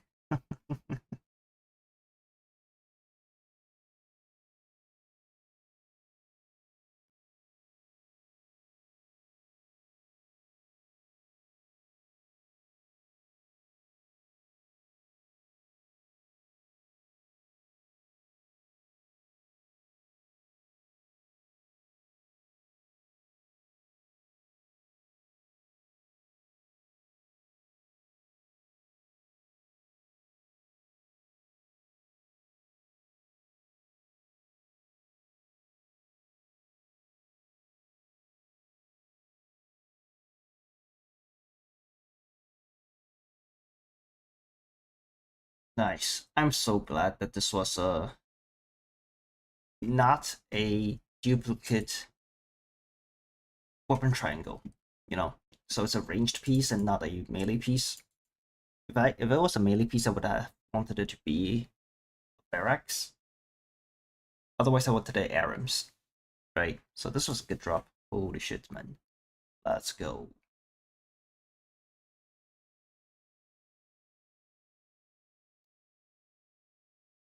Yeah, pretty big upgrade. About a plus 10 to 15, 10 to 17. About like a plus 15 on average. Increase to defensive stats. Yeah, it's got 7 higher ranged bonus, 20 higher magic defense bonus,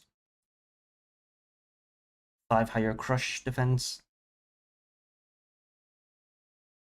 14 higher slash defense, and 17 higher stab defense. And the attack bonus is the same. Damn. Massive, massive tank gear. Oh, feels good, man.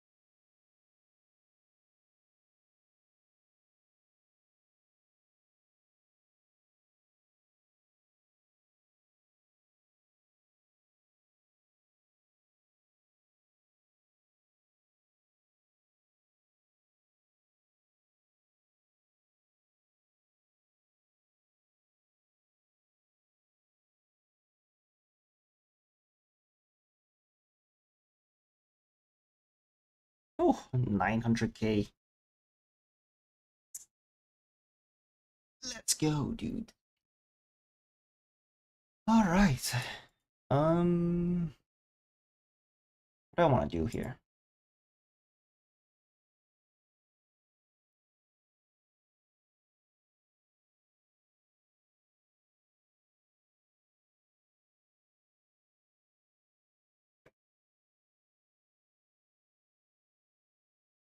I want to train crafting. Nah, I'll try to make money.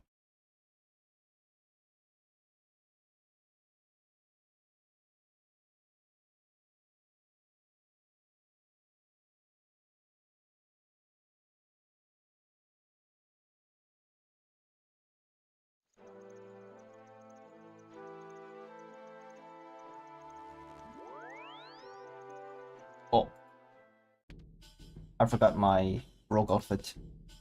Okay. Dude.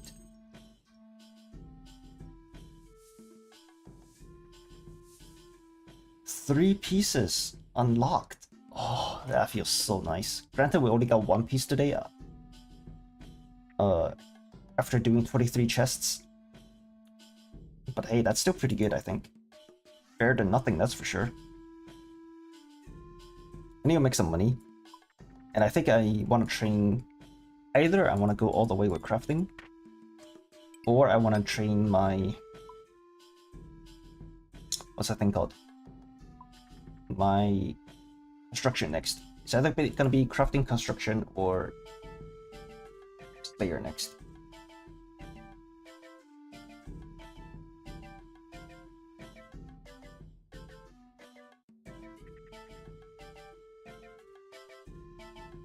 Yep. Yeah, we need about close to 4 mil for our construction and crafting training. Another Slayer of Barbarian Assault.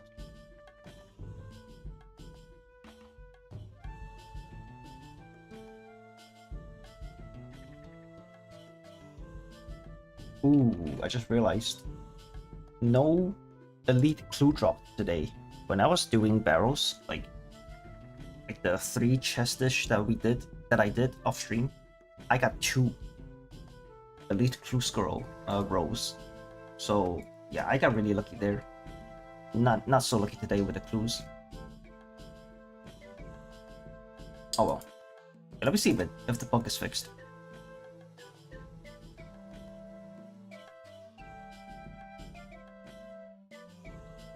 Oh, it's still fucking bugged, man. Yeah, it's still fucking bugged. Okay. I should have 7 steps completed, man. Fucking hell. Wait. One last thing. Just like I better keep track of how much gold I actually have. Yeah, we need 4 mil. We're gonna be here for a while. But that's gonna be me at work tomorrow and not right now because I'm going to bed. So let me look at this. Let me steal this.